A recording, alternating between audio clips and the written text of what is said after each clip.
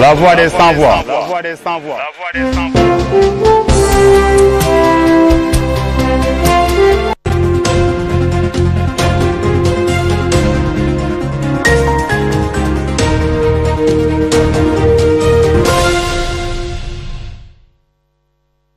ñu leen nuyu baax a baax di leen ziar comme tous les lundis à partir de 22h30 seen émission li ci dëkk bi mooy teew ñu nuyu Sénégal gi yëpp mais tàmbalee ko ci kilifa diine yi ndax réew mi kilifa diine yi ñoo ko téye ci ay ñaan ba mu taxaw ku nekk jàll ba nga jiite ñu ngi la ñaanal baax nga yàgg fi lool te wér mais di bàyyi xel jamono ji ceux qui sont malades nekk ci hôpitaux yi feebar laati kaaf tëdd ñaan su borom aussi mu tegg leen natt boobu bàyyi xel bu baax a baax mbokk yi nekk hôpital Dantec nekk ci ay jafeñ-jafeñ mais aussi di bàyyi xel ceux qui sont dans les prisons ñaan suñu borom aussi mu teggi leen nattu boobu comme ni ñu koy waxee nag Sénégal réew mu jàmb la yàlla na fi jàmb yàgg asalaamaaleykum mbokk yi seen émission li ci dëkk bi nag dañuy faral di jël ay thèmes yu am solo di ko waxtaanee waaye bi yoon ñu jël thème bu spécial boo xamante yaakaar naa ne thème gënu koo am solo ci réew mi muy OGM mi ñu war a waxtaanee parce que gis nañu ni réew mi dañuy voté ay loi yoo xamante ne askan wi duñu xam sax yenn loi la ñu voté réew mi dañ fi dugal programme yoo xamante ne tey jii jëm ci dundinu askan wi jëm ci dundinu doomu aadama yi jëm ci mbay mi jëm ci ba li ñuy lekk mais jëm ci aussi ba suñu devenir kenn xamul loolu lan moo ko yóbbu assemblée nationale lan moo ko dugal ci réew mi OGM nag ñu war ko waxtaanee tey ma ci dalal ay gan yu am solo tàmbalee rek ci suma professeur Cheikh Omar Diagne namoon naan lool maa ngi lay nuyu di la bàyyi nga nuyu ko waa Sénégal. jërëjëf Mass waaleykum salaam wa rahmatullah namoon naa trop di si dëkk bi di la ziar njëkk di ziar ñëpp ñu seetaan li ci dëkk bi ci biir réew ci bitim réew di am mbégte bokk jotaay bi ak gan yu tedd yi Baye Assane nga xam ne moom sama partenaire yu yaay la donc di ko ziar bu baax di nuyu sëñ Alpha nga xam ne macha allah liggéey bu am solo ci biir réew mi waaye ñun tamit sëñ Lo tam nga xam ne wax dëgg yàlla borom taxawaay la ci lépp lu laal baykat yi di ñaan yàlla mu defal ñu tawfeex si waxtaan bi lu ñu fiy waxtaanee incha allah mu nekk njëriñ jërëjëf professeur ma jox kàddu gi Alpha Diallo moom di consultant agro industrie maa ngi lay nuyu di la bàyyi nga nuyu ko waa Sénégal. ok jërëjëf Mass asalaamaaleykum maa ngi lay nuyu. waaleykum salaam wa rahmatulah plateau bi yëpp sëñ Lo Alaaji Assane ak moom professeur Cheikh Omar Diagne. moom mi nga xam ne bi ñu xamante yàgg na waaye ñu ngi door a gisee. dëgg la donc di nuyu say téléspectateurs fépp fu ñu mën a nekk ci àdduna bi. di leen dalal jàmm aussi di ñaan li ñu fiy wax mu jëriñ askanu Sénégal. pour que ñu mën ko changer ni mu waree. ok di rappeler ne moom dafa xam nga ne kooku li ñuy wax maanaam ñor teel na ko macha allah loolu ma jox kàddu gi le grand producteur Aliou Lo maa ngi lay moom di baykat maa ngi lay nuyu bu baax a baax di la bàyyi nga nuyu ko waa Sénégal. waaw Mass maa ngi lay nuyu. di la fay nuyoo. di nuyu waa Sénégal yëpp mboolem fu waay nekk ci àdduna bi di ñu seetaan ñu ngi lay nuyu. di jiital ci nuyoo bi nag xalifa généraux yi nekk ci Sénégal yëpp. particulièrement bu jaamal. waaye di nuyu ñu ma bokkal plateau te di ci am mbégte lool nag. Pa Assane Seck ak professeur moom. su ma sañoon saa yu ma ñëwee ci télé bi naa ko fekk. macha allah ak monsieur Diallo. di saluer aussi li nga xam ne def na ko. parce que bëgg sa réew. moo war a jaral nit mu jógee réew ba réew pour ñëw wax loo xam ne dafay soxla askan wi. ngay nag tam bu am solo boo xam ne moom sawar nañ trop ci waxtaan ci. parce que lépp luy défendre baykat yi rek. ñun moom sawar nañ ci incha allah. jërëjëf Lo ma jox kàddu gi Mamboka journaliste di Pa Assane Seck maa ngi laa nuyu. bismillahi rahmaani rahim asalaamaaleykum wa rahmatullah taala wa barakaatuhu. yaa Seydi Mass. Massamba ca Kokki. juddoo Kokki yoroo Kokki. maa ngi laa nuyu bu baax. maa ngi lay fay. di nuyu docteur. def naa dagg bi ñëw ñi comprendre ñoo kaa def. léegi situation tellul foo xam ne. da nga xam ne lii xeex la. nga jël nga engagé wu. kii engagé wu nag mooy ki comprendre kii engagé ki comprendre bu souvent nit ñi dañ naan waa diw lu tax bokk ci affaire bi comprendre bu xamul absolument bis bu tollee fu mu ko comprendre dina jóg. donc vraiment merci ci loolu docteur ñu ngi lay ziar bu baax. di ñu Seydi Aliou Lo. moom dafa tudd fenn. dafa wax jaamal ma wayjur da kaa xam bu baax. mu ngi tëdd fii ci jàmmalaahi. moom danaa dem fépp. bu Nimzaat jotee mu dem wari ji foofu. bu gàmmu jotee mu dem Tiwaawan. bu màggal jotee mu ne acca on fait la fête. parce que bisab Sëriñ Tuubaa la dañuy sant suñu borom. ndeysaan bu jaamal jotee itam noonu ndax foofu la jàngee alxuraan. foofu ñuy wax waa kër Seydi Aliou Cissé Assé sama maam la. waaw mu ngoog sa maam la am na sama kër wayjur am na Assé am na Aliou Assé. Alaysa Seck. Alaysa mu ngoog. voilà moom boobu day xam nga ko. bu baax rakkab ma wayjur la. Aliou architecte. waaw moom sama maam lañ ko tuddee. mu ngoog mu ngi noonu. donc aw tam ma bokk laal. gis nga Sénégal. lii rek la ñu am. moo tax discours bu ñu fi teg te du defar. yow da nga siy wéet. wallaay dëgg nuyoon nañ ba baax. di ñaan yàlla wàcc fi xéwal. li ñoo waxtaane tam yàlla defal ñu ci barke. et surtout kër gi tam yàlla naatal ko yokk. mu gën a yokk. ndax ko amal nit ñi njëriñ moom yàlla na nga yokk rek. barke Muhammad sallallahu alayhi wa sallam. jërëjëf Pa Assane Seck kon mbokk yi gis ngeen tey ji invité ñi am ci plateau bi. di jégalu ci baat bi nag ndax xaw a socc rek xaw naa sax wute émission bi waaye bëgg réew moo tax ñëw si. ci bisu férié parce que ñun jàpp nañ ne férié ak ñàkk férié dañu war a liggéeyal askan wi. tey nag li ñu war a waxtaane waaw.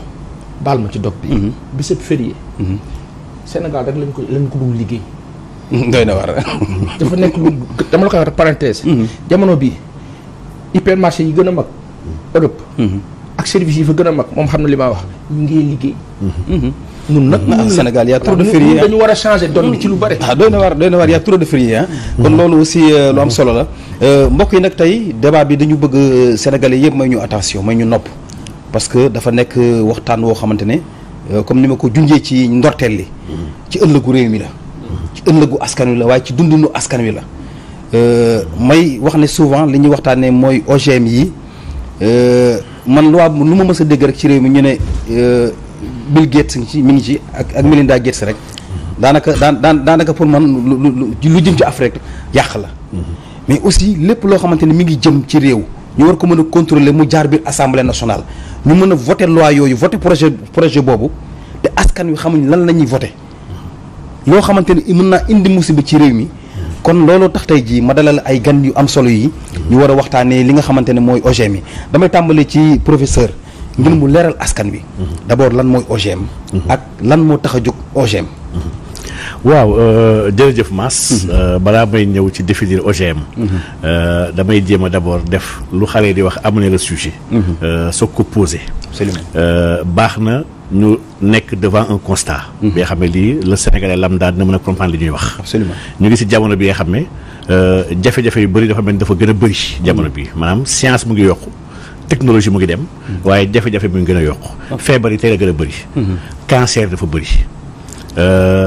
AVC yi dafa gën a bëri feebar yu bëri ñu xamee woon ay màgget tey ay xale yu ndaw lañ koy am moo xam diabète la ak moo xam lu mu mënti doon absolument taux autiste yi maanaam xale yi xam ne ñuy judd am ay jafe-jafe du ñu mën a wax ak lépp dafa gën a bëri feebaru ñàkk am doom maanaam infertilité si jigéen yu bëri di jooy mbiru sëy dafa gën a bëri góor yu bëri seen ndox wàññeeku ci dayoo maanaam li ñu doon am ci ay doom wala jaan ndaw pour mën a am doom ci même pas une génération wàññeeku na ci genn wàll maanaam ñu ngi am jafe-jafe am doom yokkute kattan sax ci wàllu sëy jamono soo xoolee tappalekat ak naxasaarekat yëpp sax ci la ñuy liggéey temps yi dañuy yokk kattanu sëy ndax xam nañ doomu aadama yi ils ont un problème avec la sexualité donc lii yëpp Mass dafa am ay jafe-jafe yu bëri yu mu yokk yoo xam ne aujourd'hui képp ku ràññee war naa tiit ne lan moo xew lan moo tax lii yëpp amandoo leel sax maa ngi koy tooñ sax sama benn ne ko leel sax léegi dafa commencé teel dañuy xale bu am 5 ans commencé leel te calvitie wax dëgg yàlla foofu doon place am maanaam polykyste yi maanaam ovaire polycystique yeeg myome yeeg fibrome yeeg maanaam yëpp dafa yokk bu doy waar bi nga xam ne ba léegi ñun bëgguñu interroger quelle en est la cause bi nag Mass dafa am lu bëri li nga xam ne aujourd'hui moo xew suñu jamono te OGM boobu benn pàcc la ci maanaam lu ñuy wax perturbateur endocrinien yi maanaam suñu système endocrinien fi mel dañ koy perturber li koy perturber bëri na la pharmacie en fait partie peut-être du suñu objet waaye garab yi daf ci bokk ci lu muy yàq ci suñu organisme lu muy doxee lekk yi daf ci bokk plastique yi maanaam lépp luy plastique ba ci biberon yi jox xale yi dafa bokk ci lu nekk di yàq santé wu xale yi perfluoré yi polybromé yi maanaam lépp li nga xam ne dafay commencer P 7P yooyu am na benn bindkat bu mag bi ñuy wax Corinne Lalo daf ci bind moom ñuy wax le grand désordre hormonal donc kon nga gis kon Mass lii yëpp ay mbir la yoo xam ne mu ngi participer ci gàllankoor suñu santé suñu wér-gu-yaram suñu jur ak suñu nekkin ci foofu nag laay ñëwee nag ci benn ci point yi nga xam ne moom mooy li ñuy wax OGM yi. OGM Mass suñ ko waree faram-fàcce rek ci lu gaaw. d'abord luy OGM définition bi. waaw du ma def comme waa ji Alpha waxoon. nañ ko ne luy OGM rek mu ne mooy organisme génétiquement modifié. waaye te yaa ko dal doon ci liste dëkk bi. gène dafa am baat bi ci ëpp solo ci baat bi OGM mooy gène. doomu aadama dafa am na ko yàlla bindee. ci ay cellules. ci ay ferñeent ci ay daggit ci lu bëree bëri nga xam ne am lu ñuy wax le génome mooy li nga xam ne moo yor vraiment mbiru doomu aadama yëpp ci génome boobu lenn li ñuy wax le gène mooy li nga xam ne mooy séquence bu gën a benn séquence bu ndaw la bu yor information yi nga xam ne déjà dañ koy hérité information boobu noonu dafay influer dafa am impact ci li ñuy wax caractère u doomu aadama yi caractères yi maanaam gène nekkin la ci biir yaram li nga xam ne lu bëri ci ay information li nga xam ne aujourd'hui sa ay melokaan sa melo si gènes yi la nekk en réalité gène boobu nag kon du lu ndaw ndax bu soppeekoo am na lu bëri lu ñu xamoon ci ay caractères yi xam ne mën na soppeeku on parle nag d'OGM bu ñu demee ba mën a soppi gène boobu ci mbindeef yi moo xam ci garab bi la wala ci animal maanaam ci nit ak ci mala yi modification boobu mën na am ay facteurs yu bëri dafa mel ni comme si wax si wàllu mathématique rek si opération soustraction addition maanaam bu ñu yokkee ci gène bi modifier nañ ko bu ñu wàññee melokaan bu gène boobu doon am modifier nañ ko bu ñu multiplier meloom par rapport ni ko yàlla tëggee modifier nañ ko maanaam lépp lu ñu jëf bu ñu jëlee sax gène keneen boole ko ci modifier nañ ko maanaam lépp lu ñu laal ci lu uteek lu yàlla tëral wax dëgg yàlla on a modifié ce gène là OGM yooyu nag dëkk tubaab yu bëri ay débat la fa posé def na ay débat yu ngand ñu bëri wax ci xam naa loolu ñoom alpha yëpp nañ ci dugg ñoo si gën a outillé waaye Mass yi xam rek ni lii mooy laytaayu li nga xam ne mooy li xew maanaam tey dafa mel ni Sénégal balaa loi bii nii amoon na loi bu tere woon lu bëri ci wàllu OGM tey jii président Macky Sall dindi na ko lu tax mu dindi ko naka la ko dindee xam naa nañ ci ñëw ci biir waxtaan bi incha allah waaye ñu jàpp rek ni lu toll ni OGM bu nekkee di ko voter pour permettre la commercialisation la recherche la production ak la consommation loolu nekk débat bi nga xam ne ñu may doomu aadama yi ñu mën a xam d'abord la mooy OGM ñu laaj boroom xam-xam yi ñëw waxtaan ci OGM mu nekk quelque chose bi nga xam ne dafay nekk consensus ba pare day nekk li nga xam ne ñëpp ciy addu ñu mën a defandoo lu mucc ayib waaye gis nañu Sénégal comme ni mu tàmm doxalee ak ñun maanaam régime président Macky Sall noonu la tàmm doxalee ak ñun soo xoolee Macky dégluwul askan bi te lépp lu baax ci askan bi dafa mel daf ko iñaanee def maanaam tey def nañ li nga xam ne lu muy andi ci ay conséquences sëñ Mass xam naa nañ ci mën a génne incha allah jukki lu bëri tey ji ndax man jàpp naa ni OGM yi du benn émission ke sax moo koy réglé waaye dañ jéem a góorgóorlu ba lu gën a bëri génn ba ñëpp tolloo ci xam-xam xam danger ak méttitam ak surtout solution yi naka ñu war a jéem a saafarale loolu incha allah rabbi professeur bàyyiguma la parce que da nga am loo junj léegi mooy ci wàllum OGM yi wax ne organisme génétiquement modifié ci li yàlla sàkkee doomu aadama ñan ñooy lal pexe yooyu pour jéem a modifier gènes yooyu ak lan moo leen tax a jóg waaw Mass gars yi ànd nañu ay lay yu bëri nag seen lay bu gën a ngand mooy dañoo bëgg régler problème mu xiif ci àdduna bi OGM yooyu li ko jiitu ni ñuy woowee ñun les acteurs du nouvel ordre mondial ñoo ko gën a xëcc ñoom téye ko di ko jëfandikoo ndax nag yém sa dafa wax benn xadis bu am solo dafa woon Saad ne ko atib mata amaka ma ne ko Saad teelal li ngay lekk maanaam nit ko waroo lekk n'importe quoi bañ na ko sax ñun si wàllu islam dañu jàngal nañu kuy lekk lu teey te dagan dina koy yombal muy def lu yàlla gërëm kuy lekk lu xaraam loo xam ne dafa bon daf koy yombal daf koy bumax ci def lu bon maanaam l'homme n'est que ce qu'il mange en réalité fàttalikul ba ci si wàllu médecine tubaab bi Hippocrate ak ñun ñëpp ñuy wax ñuy coow dafa doon nit ki sa médicament bu njëkk maanaam fais de ton aliment ton premier médicament maanaam sa faj sax lu lay faj sax mooy li ngay lekk Mass ak tey nag bu ñu eggee si jamono bi nga xam ne nit dafa egg ci dayo bi nga xam ne dafa jàpp ni moom yàlla la ci kaw suuf xam ne à chaque fois man la ñuy woowee franc-maçon yi dañoo jàpp ne ñu war a tëggaat adduna tabaxaat adduna tabax bu ute ak tabax bi ko yàlla tabax ñoom egg nañ ci jàpp ni aujourd'hui l'homme est maître de la nature c'est-à-dire que taw yeeg yëpp ñoom xaatuñu léegi yàlla pour mu tawal ko jàpp nañ ni am nañu xam-xam bu tax ñu mën tawal heure bu ñu neexee am nañu xam-xam mën a créer séisme maanaam suuf yëngatu. am nañu xam-xam yee volcan maanaam yëpp dañoo jàpp ne ay onde kese la ak xam-xamu ak langage nature. ñoom jàpp ne am nañ ko mën nañ koo def. am nañu xam-xam cloné doomu aadama jëlaat doomu aadama duplier ko mais amaguñu ba léegi xam-xam créer doomu aadama bu bees. ñu jàpp nag ni suñu modifier doomu aadama nañ créer un homme nouveau. ñoom nag ñu commencé xalaat naka ñu war a soppee doomu aadama ñu gis ci ñaari fànn yi moo gën a gaaw. bi si njëkk mooy garab yi ñuy jox doomu aadama yi te foofu naa si ñëw. foofu ay OGM kese fa nekk le plus souvent. lépp luy garab yi ñuy consommé garab ak vaccin yi naan yëpp lu si bëri ay OGM la maanaam y a beaucoup de gènes qui ont été manipulés. vaccin yi ñuy naan yëpp 80% ak garab yi. nit yaa ngi koy naan te kenn kaasul. 80% garab ak vaccin yi fi nekk yëpp 80% ay OGM la c'est déjà c'est des gènes modifiés donc garab yooyu am na lu muy perturber ak lu muy changer ci suñu bindin muy benn waaye lekk yu ñuy lekk tamit am na lu bëri tamit lu mu war a am comme jeexit ndax maa ngi lay fàttali maas xoolal ci suñu askan kese àdduna bi ñu toll. am doom yu bëri sax ñoo jàpp léegi dañu am. dafa mel ni femme yu bëri yoo xam ne mu ngi commencé soppi te yëguñu ko. donc kon maas man jàpp naa ni plan boobu ñu tëral ñoom. ci soppi doomu aadama. am na si benn wàll bi nga xam ne ci OG mi la nar a jaar te ci kanam. li ñuy wax li ci kanam réew li bët nañu gis incha allah li nga xam ne mooy li ñu nekk di leer. jërëjëf professeur naa dikkaat ci yow léegi parce que ni ñu ko waxee OG mi dafa am lu mu làmb lu bëri loo xamante ne. xajul sax ci benn émission.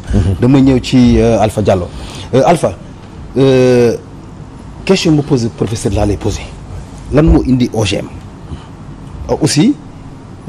projet de loi bi dañ ko voté à l'Assemblée nationale te Sénégalais yi xamuñu lan moo xew ñu jàpp ne man bi ma déggee sax ñu ne am na nu ñu ko testé ci ay kaña mais il paraît que kaña yëpp dañu développé ay cancer kon aussi projet de loi boobu ñu bëgg voté ci biir indi ko biir réew mi Sénégalais yi di consommer lu ñu xamul di dund ci lu ñu xamul est-ce que nekkul un danger permanent pour suñu réew. donc pour tontu question boobu defe naa ne définir yokk sax ci définition bi professeur joxe ci OGM. day baax pour que bu ma ñëwee ci développement bi nga comprendre ko. ok premier bi OGM bépp organisme buy dund. bu yàlla defal moo xam gàncax mala wala nit. dafa am ab gène. ok gène boobu ci ginnaaw yàlla dafa dogal élément chimique yi ko composé yëpp muy mala bi muy kële muy gàncax gi muy nit ki. ñoo ko nduróo. ñu ko tuddee base. donc cela veut dire que loo manqué la fii. mën nga ko jëli fee. ok yaa ngi dégg léegi si misaal jëlal benn carotte ñoom ni ñu koy defee. nga jël benn carotte bi ndaw nga bëgg carotte bi xonq carotte bi saf suukar carotte bi ngand. mën naa dem ci gène betterave ma jël lii tax mu am suukar. ma jël ko indi ko ci carotte lii tax mu xonq ma jël ko indi ko ci carotte lii tax mu ngand ma indi ko ci carotte. léegi dans ce cas tuddee nga ko organisme génétiquement modifié ndax gène am yàlla bindew ko noonu yow changé nga gène am. ok yaa ngi dégg bu baax li bu baax kay. léegi nag boo ñëwee ci procédé boobu dafa am ñaari façon yoo koy defee. soit par transgénèse mooy jële nga gène bi fee indi fii wala mutagénèse. mutagénèse nag léegi mooy xarañte bu bees bi ñu génne soit par ciseau CRISPR wala li ñuy wax gene silencing. c'est-à-dire que boobu moo gën a développé xam naa su ma ciy gudd de kii mais comme bi ñuy def Afrique instant bi transgénèse la mais ñoom bu ñuy def transgénèse boobu mooy maanaam jëlee gène bi fii yóbbu ko fële da ngay gis ne dañ ciy def ñaari affaire benn bi moo tudd la gène d'intérêt. mooy suukar bi ñu soxla ca betterave ba indi ko fii loolu mooy gène d'intérêt mais day ànd ak leneen lu ñuy wax gène marqueur parce que gène marqueur bi sans gène d'intérêt bi mënuñu dem. léegi nag li ñuy def mooy gène marqueur bi c'est un résistant en antibiotique. ok. dañ koy def léegi pour que garab bi yow sax wala criquet bu ko lekk dee. kon donc jiw bi ci boppam à la fois jiw la mais tooke la. yaa may dégg. léegi nag ñaari problème dafa am foofu. gène d'intérêt bi boo koy déplacer scientifique yëpp d'accord nañ ne day indaale ay propriétés yu bees ay protéines yu bees. léegi bu ko indee day indaale allergie mën na causer allergie nan la koy causer imaginez yow. mu doo lekk betterave comme exemple bi ma joxee sànq. ndaxte am na lu lay allergie ci betterave. ok mais nga lekk carotte nga gis ne nga lekk carotte bi ma la wax nga gis ne allergie nga. mais tu te dis comment ça lekk naa carotte bi allergie mënul nekk. mais parce que gène bi nekk fee di la allergie. moom lañ indi fii. ok ça c'est produit aux États-Unis ñii di lekk tacos maïs naturel lañ ko daan defaree bi ñu ci dugalee maïs OGM ñu gis ne ñëpp di développer allergie. FDA ki nga xam ne moom moo gérer sécurité alimentaire États-Unis décrire ne lii moo tax OGM bii gène bii moo tax ñii di def nii. léegi gène marqueur bi ñëw léegi comme que c'est un résistant en antibiotique léegi yow boo ko naanee résistant antibiotique boobu day nekk ci yow léegi yow démb antibiotique bi la daan faj boo commencé lekk OGM antibiotique boobu dootu la faj parce que sa yaram am na ab résistant en antibiotique. mais c'est grave ah. doy na waar. yaa ngi dégg. léegi nag moo tax boroom xam-xam yi ne li tax yàlla def génétique ba léegi nit ñi affaire boobu. nit ñi dañ ci war a def tey xel dañ ci war a def ndànk boo xoolee en 1999 ki ñuy wax Jim Parry. ci ab génétique en toxicologie lay def. Monsanto da ko santoon ne ko dama bëgg nga xoolal ma sama OGM yi ak li muy àndal ndax dafa am problème. waa ji génn ne ko. OGM ak li nga ci def nii day indi ay lésions ci ADN. li tax loolu ragal lu mooy est-ce que xam nga. tey jii ay lésion mooy day gaañ ADN bi. léegi ADN bi la moo tax warul gaañu tey jii yow boo waree am juróomi baaraam gènes yi nekk ci ADN bi. mooy jox information cellules yi nekk ci biir chromosome bi. ne ko maas mi defaral ma ko bakken bu ndaw wala nga defaral ma ko gémmiñ bu mag wala man mi defaral ma ko ma weex carotte bi et cetera. léegi loolu bu amee problème. cela veut dire que ay déformation day am après. ok est-ce que yaa ngi may dégg. léegi nga ñëw en 2012 ki ci def étude bi ci gën a ngand muy le professeur Celarine làkkatu 3 ans moo wax ay kaña mooy kaña yi nga doon wax. Monsanto yóbbu ko mu def étude ba pare génn def conclusion mu ne OGM ku koy utiliser de manière chronique xam nag nu ma ko mën a wax ci olof. maanaam waaw sax waaw chronique.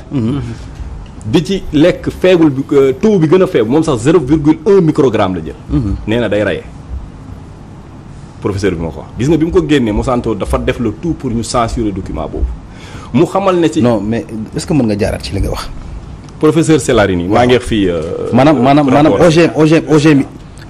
OGM yi ñu voté assemblée nationale. lii yii nii. nee na te Sénégalais yi tàmbalee di ko consommer. nee na ku ko lekk. de manière chronique. ak taux bi gën a faible ak glyphosate 0,1 microgramme la jël. nee na day reye mu dellu si waat ci conclusion bi ne ginax yi ma def test. yu góor yi na la leen di def day néewal seen man yu mu ne ak lan mu ne problème rein dialyse dina ci bari. ñu ne ko ñett mu ne problème mu foie.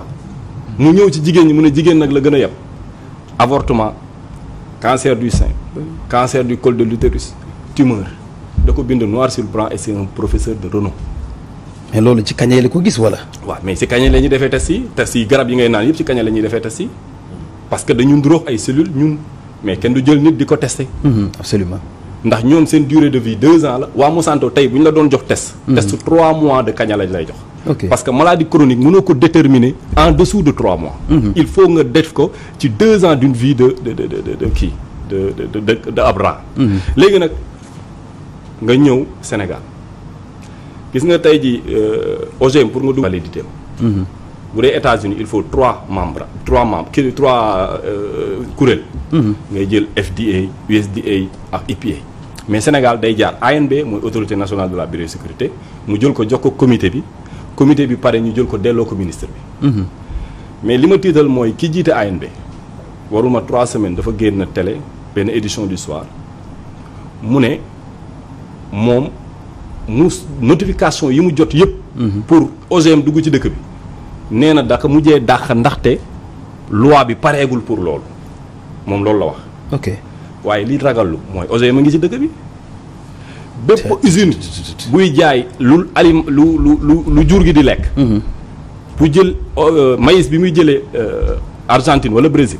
OGM la tourteau de soja bi OGM la diwlinu soja bi nga fiy gis OGM la. fan yii sax am na jigéen ñi lu ñu toggee benn sachet bu rouge. ñu koy wax ñoom resto lañ ko tuddee États-Unis la jógee c'est de l'OGM waaye man sama problème mooy. te OGM yooyu nga wax ni. moom mooy indi feebar. mooy indi feebar ay cancer ak ay tumeur ak ay n'importe quoi. voilà léegi nag lii sama problème mooy. mais avant sa problème man sama problème ak problème mu askan wi quoi parce que aussi vraiment man li muy wax nii jaaxal na ma le fait que tey jii loolu ñu mën ko voter est-ce que ñi ko dugal ci réew mi xam nañu ne lii day lore.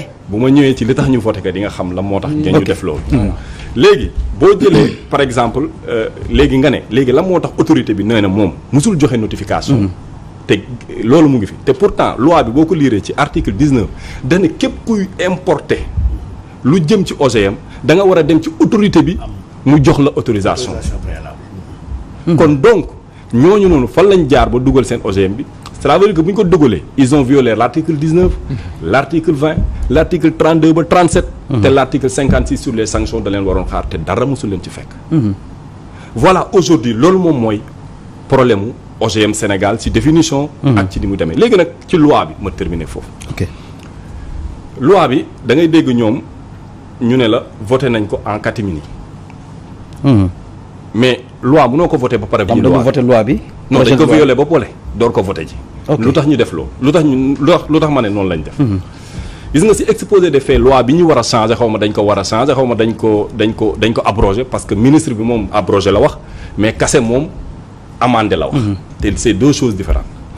léegi li tax ñoom ñu ma ne dañu violer loi bi ndax loi bi ci préambule bi maanaam ci exposé des faits yi daf ne lii boo koy dugal ci ab dëkk. da nga ko war a yëgal sénégalais yépp ñu bokk ci décision bi ba keroog loi bi di sotti. kon defuñu ko ils ont violé la loi. ok l'article 34 mu ne bu fekkee ne yow tey jii yow Mass da ngaa soxla information ci OGM boo woowee ANB dañ la war a jox bépp document bu ci jëm. man woo naa leen seen numéro bi ne ci internet bi baaxul ils ont violé cette loi.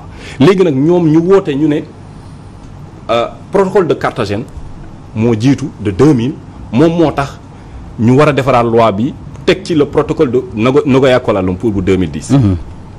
ma ne attendez protocole bu Carthagène à son article même article 23 qu'est-ce qu'il dit booy dugal lii sa dëkk sa waa dëkk yëpp dañ ko war a yëg. absolument kon donc dañu violer loolu. pour voter loi bi. léegi nag ñoom li ñuy layee mooy ne loi protocole bu Nagoya Kuala Lumpur bi nee nañ dafa ñëw après loi bi. donc dañ ko war a boole mu méngoo. waa léegi man sama problème mooy Nagoya Kuala Lumpur le Sénégal ne l'a pas ratifié il a juste signé amuñu benn obligation topp li ñu wax benn. deuxièmement même bu fekkee ne dañ ko war a topp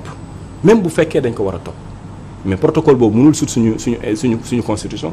suñu constitution garantit le bien-être de tout un chacun. absolument kon donc foofu problème am na mu ñëwaat ne ci article 18. parce que loi bi tamit boo koy lire dafa nuancé juridiquement. ndax article 2 da nga koy lire mu mel ni ku la ne OGM mën nga ko dugal Sénégal mais boo demee ba article 18 danaan laan seuls les OGM dangereux lañ tere biir Sénégal. waaw léegi OGM ci boppam rek daa dangereux. léegi la mooy OGM ak OGM dangereux. man loolu laa bëgg a comprendre est-ce que comprendre nga léegi c'est-à-dire que tey jii difficulté yooyu yëpp moom moo tax. ñoom kenn xamul li ñuy def man pour man analyse bi ma ci am sur le plan politique li tax ñu jàllale ko en urgence te kenn yëgu ko mooy que en 2016 le président de la République dafa dem Canada gisanteex Bill Gates promettre que deux choses. agriculture ak santé te Bill Gates bu nee agriculture OGM lay wax. bu nee santé Afrique paludisme lay wax. te am na ay yoo OGM. am na ay yoo OGM ñu koy def fii Burkina te ñi ko def Burkina décembre bii passé dugg nañ Sénégal pour indi ko Sénégal tuddee ko beneen tour Gen Drive pour que nit ñi bañ a comprendre. projet bi sax pour le Sénégal. biñ fa jógee man am na ay aliments OGM mais am na ay yoo OGM lii seen liñ ci jublu waaw kay. target malaria mais le Sénégal était si kii bi la bokkoon ci dossier bi la bokkoon li ñuy ñëw liñ si sabab mooy créer ay yoo xamante ne day yoo yi indi paludisme ci xalaat baax na waaye dafa am projet bu mel noonu bu njëkkoon am Brésil mais biñ ko defee gis nañ ne yoo yi ñu defar pour mu rey yoo yële dañu dem di lëkkaloo yooyu di génn yeneen xeetu yoo yu indi feebar yu gën a bon. c'est grave ça. est-ce que yaa may dégg. léegi nag bi fa président Macky Sall la jógee ñëw ne waa ANSTS. Académie nationale des sciences de technologie du Sénégal. damaa bëgg ngeen defaral ma jàngat. seen jàngat boobu sax man mosuma gis scientifique buy def jàng bu littéraire bon loolu après naa si ñëw mais ñu def jàngat bi ñu defee jàngat ba pare ñoom ñu ne OGM yi 68% des Sénégalais yi nangu nañ ko. ah bon loolu da rapport bi wax. mais fu ñu jëlee loolu. looloo doy waar. te ba pare nee na d'abord non dogguma la d'abord les Sénégalais xamuñu luy OGM. xamuñu aussi li ma soxal. pourquoi ñu voté ko au niveau de l'Assemblée nationale sans aussi parce que aussi li loi bi wax leer na. amuñu droit lenn lu ñu mën a voté au niveau de l'Assemblée nationale mu concerne la vie des Sénégalais sans pourtant ñu wax leen lii mooy lan. parce que buñ ko voté woon ak opposition bi dina génn wax. loi Sénégal bu élection jubee. un mois avant mënoo fa jàllale voté mënoo fa jàllale dara li gars yi def mooy xaar ba muy waaj a jege ñu dugal fa parce que xam nañ ñoom Sonko ñëw ñu en toute majorité te kenn du ci bokk ñu jàllale kon donc loolu noonu c'était une promesse bu ñu defoon Bill Gates léegi nag moo tax professeur Sakho mu ngi koy wax stratégie bi ñu def ci biosécurité en 2018 ñoom ñu bind ko ñoom boobu ba léegi ñu ngi waajal xool nan la ñuy dugalee affaire boobu. ñëw en 2022 dugal nañ ko fan yi le 4 août bii passé ñu ngi woon Saly di defar réunion de prévalidation wu décret yi. kon donc le projet est lancé Sénégal mu xam ko mu bañ ko xam yow lekk nga OGM man lekk laa OGM keneen lekk na ko waaye ki ñu waroon sécuriser. bu ñu sécuriser wul muy Ousseynou Kassé. ok naa ñëwaat ci léegi parce que ñoom Ousseynou Kassé sax mooy préciser na woon nañ leen pour ñu mën a assister débat bi waaye dañu joxe ngànt ma ñëw ci Aliou Lo parce que gis nga sànq rek la ma Oustaz Assane di wax naan ma vaccin fast track yi poulet de chair fast track yi lekk fast track yi moo indi dee fast track yi waaw moo nee na moo indi dee fast track yi mais li ma jaaxal ci loolu mooy naka la ñu mën a aussi des députés au niveau de l'Assemblée nationale est-ce que xam nañ lii xam ci OGM yi ak li mu indi ci réew mi mën ko voter loolu aussi jaaxal na ma Aliou Lo le producteur maanaam yow surtout ci côté mbay mi ak côté nangam lii nga xamante ne moom OGM yi aussi est-ce que yéen xam ngeen jeexital parce que dama seetaan benn élément benn waaju nekk ci benn grande surface di wane ne lii mooy élément OGM yi lii mooy élément naturel yi waaw légumes naturels yaa ngi nii lii mooy OGM yi est-ce que yéen au niveau ci baykat yi xàmmee ngeen ràññee ngeen lan mooy OGM et puis xam ngeen danger bi mu am. waaw maa ngi lay sant bu baax Mass di kontaan trop nag ci développement yi nga xam ne Diallo def na ko. ak professeur parce que dafa am solo balaa ngaa waxtaanee mbir nga xam exactement lii lan la. absolument yaakaar naa ne côté technique scientifique bi ñuy leeral nañ ko. man nag li ma ci gën a intéressé mooy justement li ma laaj noonu mooy baykat yi ñoom est-ce que xam nañ OGM. ak it est-ce que xam nañ ban jeexital lay am ci ñoom. man am na lu ma ci jot a xam parce que Monsanto man laa yàgg a suivre. ndax États-Unis bañ ko fay samp xeex bu métti moo fa am. ci baykat yi parce que ñoom blé bi la ñuy ciblé foofu noonu blé bi lañ doon defar foofu. ñoom nag ni ñuy doxalee seen mbir mooy réew mu ñu dem dañuy seet la nga xam ne moom lañ fay bay ñu modifier ko génétiquement gàncax googu noonu pour que mu intéressé baykat yi. loolu stratégie la pour mën a samp ci réew ma. ok masalan ñoom ñu ngi Côte d'Ivoire ñambi ji la ñuy traité foofu parce que xam nañ ne Côte d'Ivoire ñambi la ñuy def. ñu ngi Ouganda parce que di fa def mboq parce que xam nañu Ouganda mboq la ñuy bay. Inde bañ fa demee sàpp muy coton moom lañ fa nekk di defar parce que xam nañ ne indo yi loolu la ñuy bay. waaye OGM duggaan Sénégal man def naa benn émission ci télé. di alerter baykat yi parce que sama mbokk baykat yi da nga gis koo xam ne day am fierté ci naan man mboq mi ma bay ren mboq OGM la kilo ma ko jë duñu wax sa OGM dañuy wax mboq mi jógee bitim réew la maa ngi jëndee kilo bi junne. def ko ndam def ko fierté or xamul ne loolu lor lay doon ci moom d'abord loolu bi njëkk a nekk ci moom rek mooy OGM buñ ko comme ni ko kii waxee buñ ko xasee modifié moom soo ko jiyee bu saxee ba màgg après mënoo cee am jiw. te Monsanto loolu moo nekkoon seen mbir loolu moo nekkoon seen problème ak américains yi bi fi ñëwee bees. maanaam produit OGM boo ko jiyee bu saxee.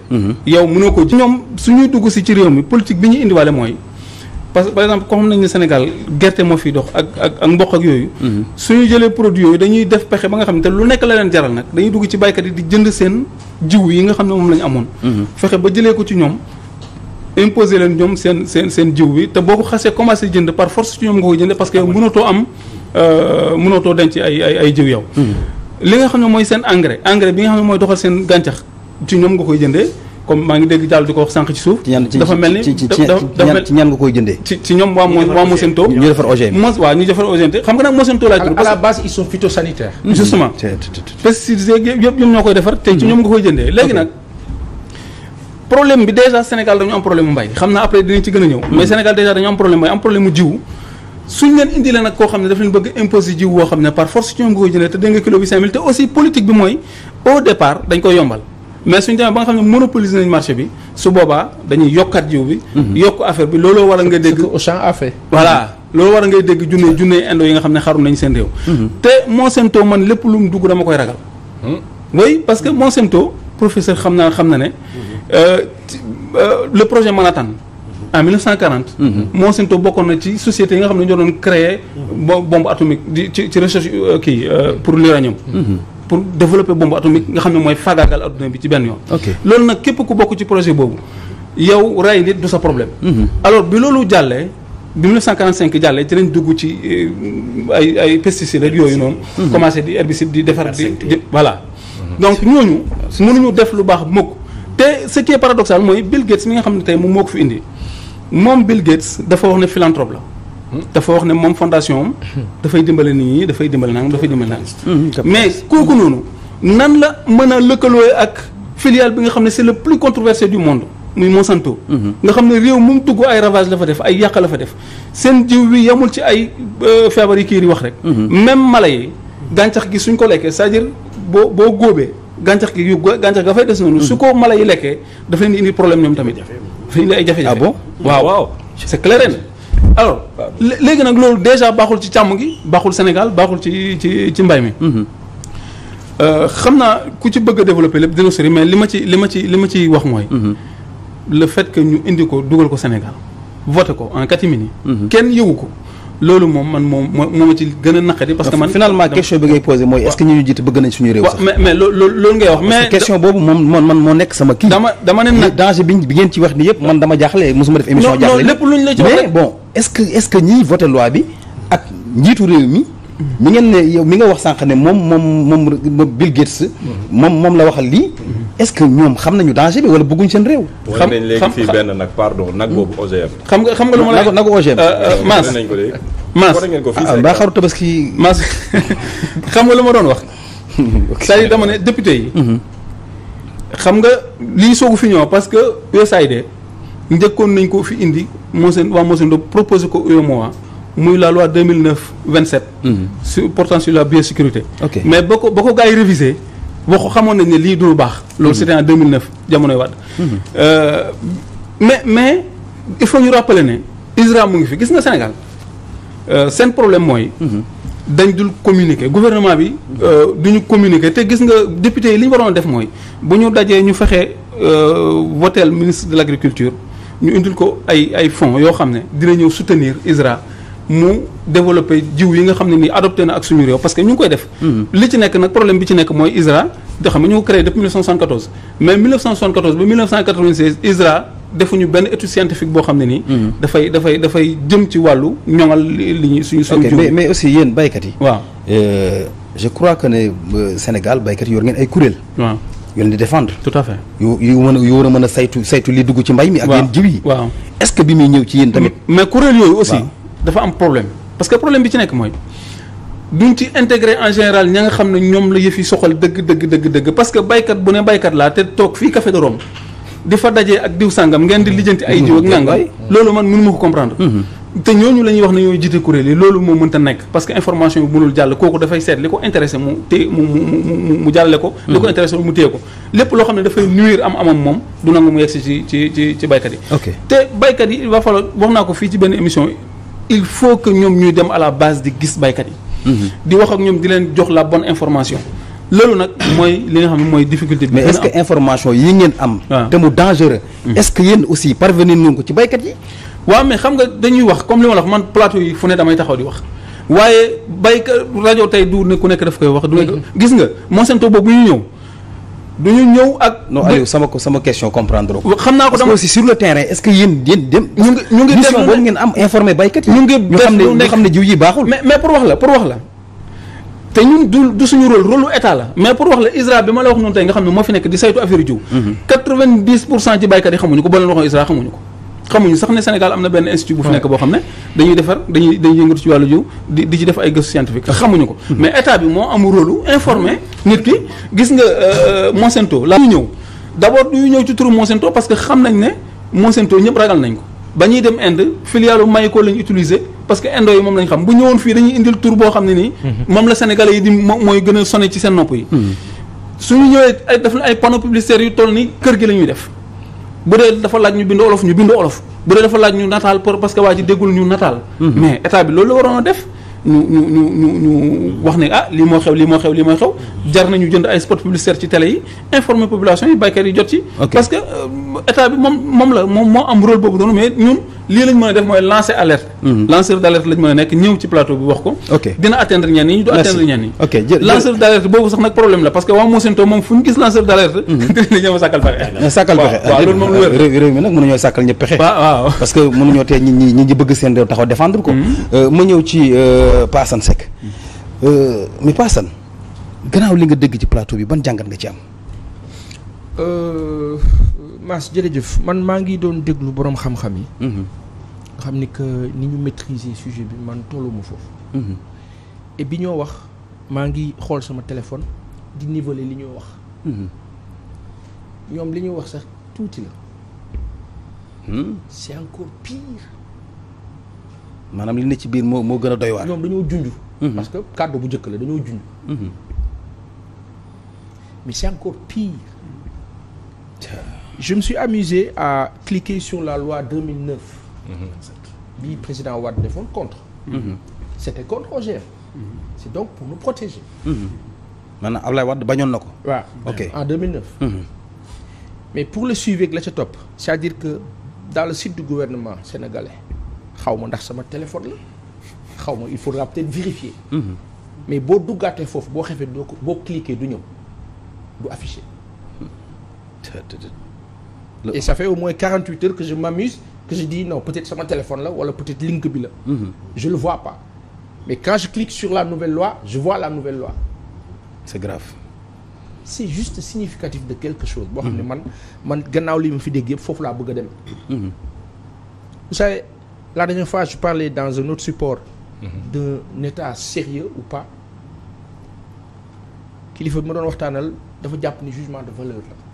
yaay Fatou Diagne maa ngi kaa nuyu en passant. mais ce qui se passe au Sénégal c'est extrêmement grave. dafa lalu si ñaari mbir. bi si jëkk. kan mooy sunu njiit. Sénégal dañu war a taxaw ñun ñëpp ñu xool ñu ne ñun kan mooy sunu président. parce que mat na sedde. président Macky Sall Macron man président Macky Sall mooy suñu président di. waaw moom am na fu mu ko teg mais kan mooy suñu président. kan moo la ki nga xam ni moo la jiite ñëpp réew boppa kooku kana. c'est important de s'arrêter dessus de voir l'état d'esprit de la personne qui nous dirige qui coach notre devenir dans ce pays-là. Il est où? Il réfléchit comment? Qu'est-ce qu'il veut? Quand moi j'ai la faiblesse kon matuma njiit. Absolument. Parce que le mal c'est ça. ki ñu jiite est-ce que dafa am complexe wala faible ka mu gis. daf ko daan dégg. te yàlla def na buntu génn na gis na ko. ak tooxi doon yi Bill Gates ci def en Afrique. gis na ko. est-ce que am na auteur wu xam ne kii ma gis nii mérité wul sax may toog ak moom man en tant que njiitu Sénégal. parce que affaire bi foofu la war a dem c'est-à-dire gis nga Bill Gates and what else. who is moo la kan fa mu toj dëkkee def lu bon. tojul fenn. xam-xamam lan la jëriñ. lor askan.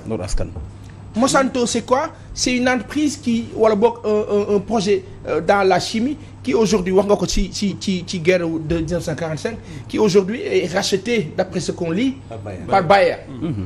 59 milliards. L'entreprise allemande en 2018. léegi lan mooy projet bi dans le fond. L'Afrique est un marché de plus d'1,3 milliard d'habitants. L'Inde est un marché de plus d'1 milliard d'habitants. Absolument. La Chine est un marché de plus près de 2 milliards 400 voire 500 millions d'habitants. Absolument. mais dooguma la paase. oui mais Monsanto boobu ngay wax. oui seen scientifique bi ci nekkoon nga xam ne moom moo doon defar les produits chimiques les plus kii muy Roberts ñu koy wax Roberts. oui Bill Gates l'a recruté. daf ko recruter te dafay nëbbu ne daf ko recruter. voilà en passant. waaw donc et il faut se poser la question pourquoi Bill Gates met autant d'argent dans cette histoire-là. lan la ci jublu quoi moom personnellement. mais c'est la vraie question qu'on se pose. Mais Bill Gates n'est pas seulement Bill Gates c'est Bill Gates et tant d'autres. peut-être moom moo mel ni ku ci sonn ku ci waslu ak.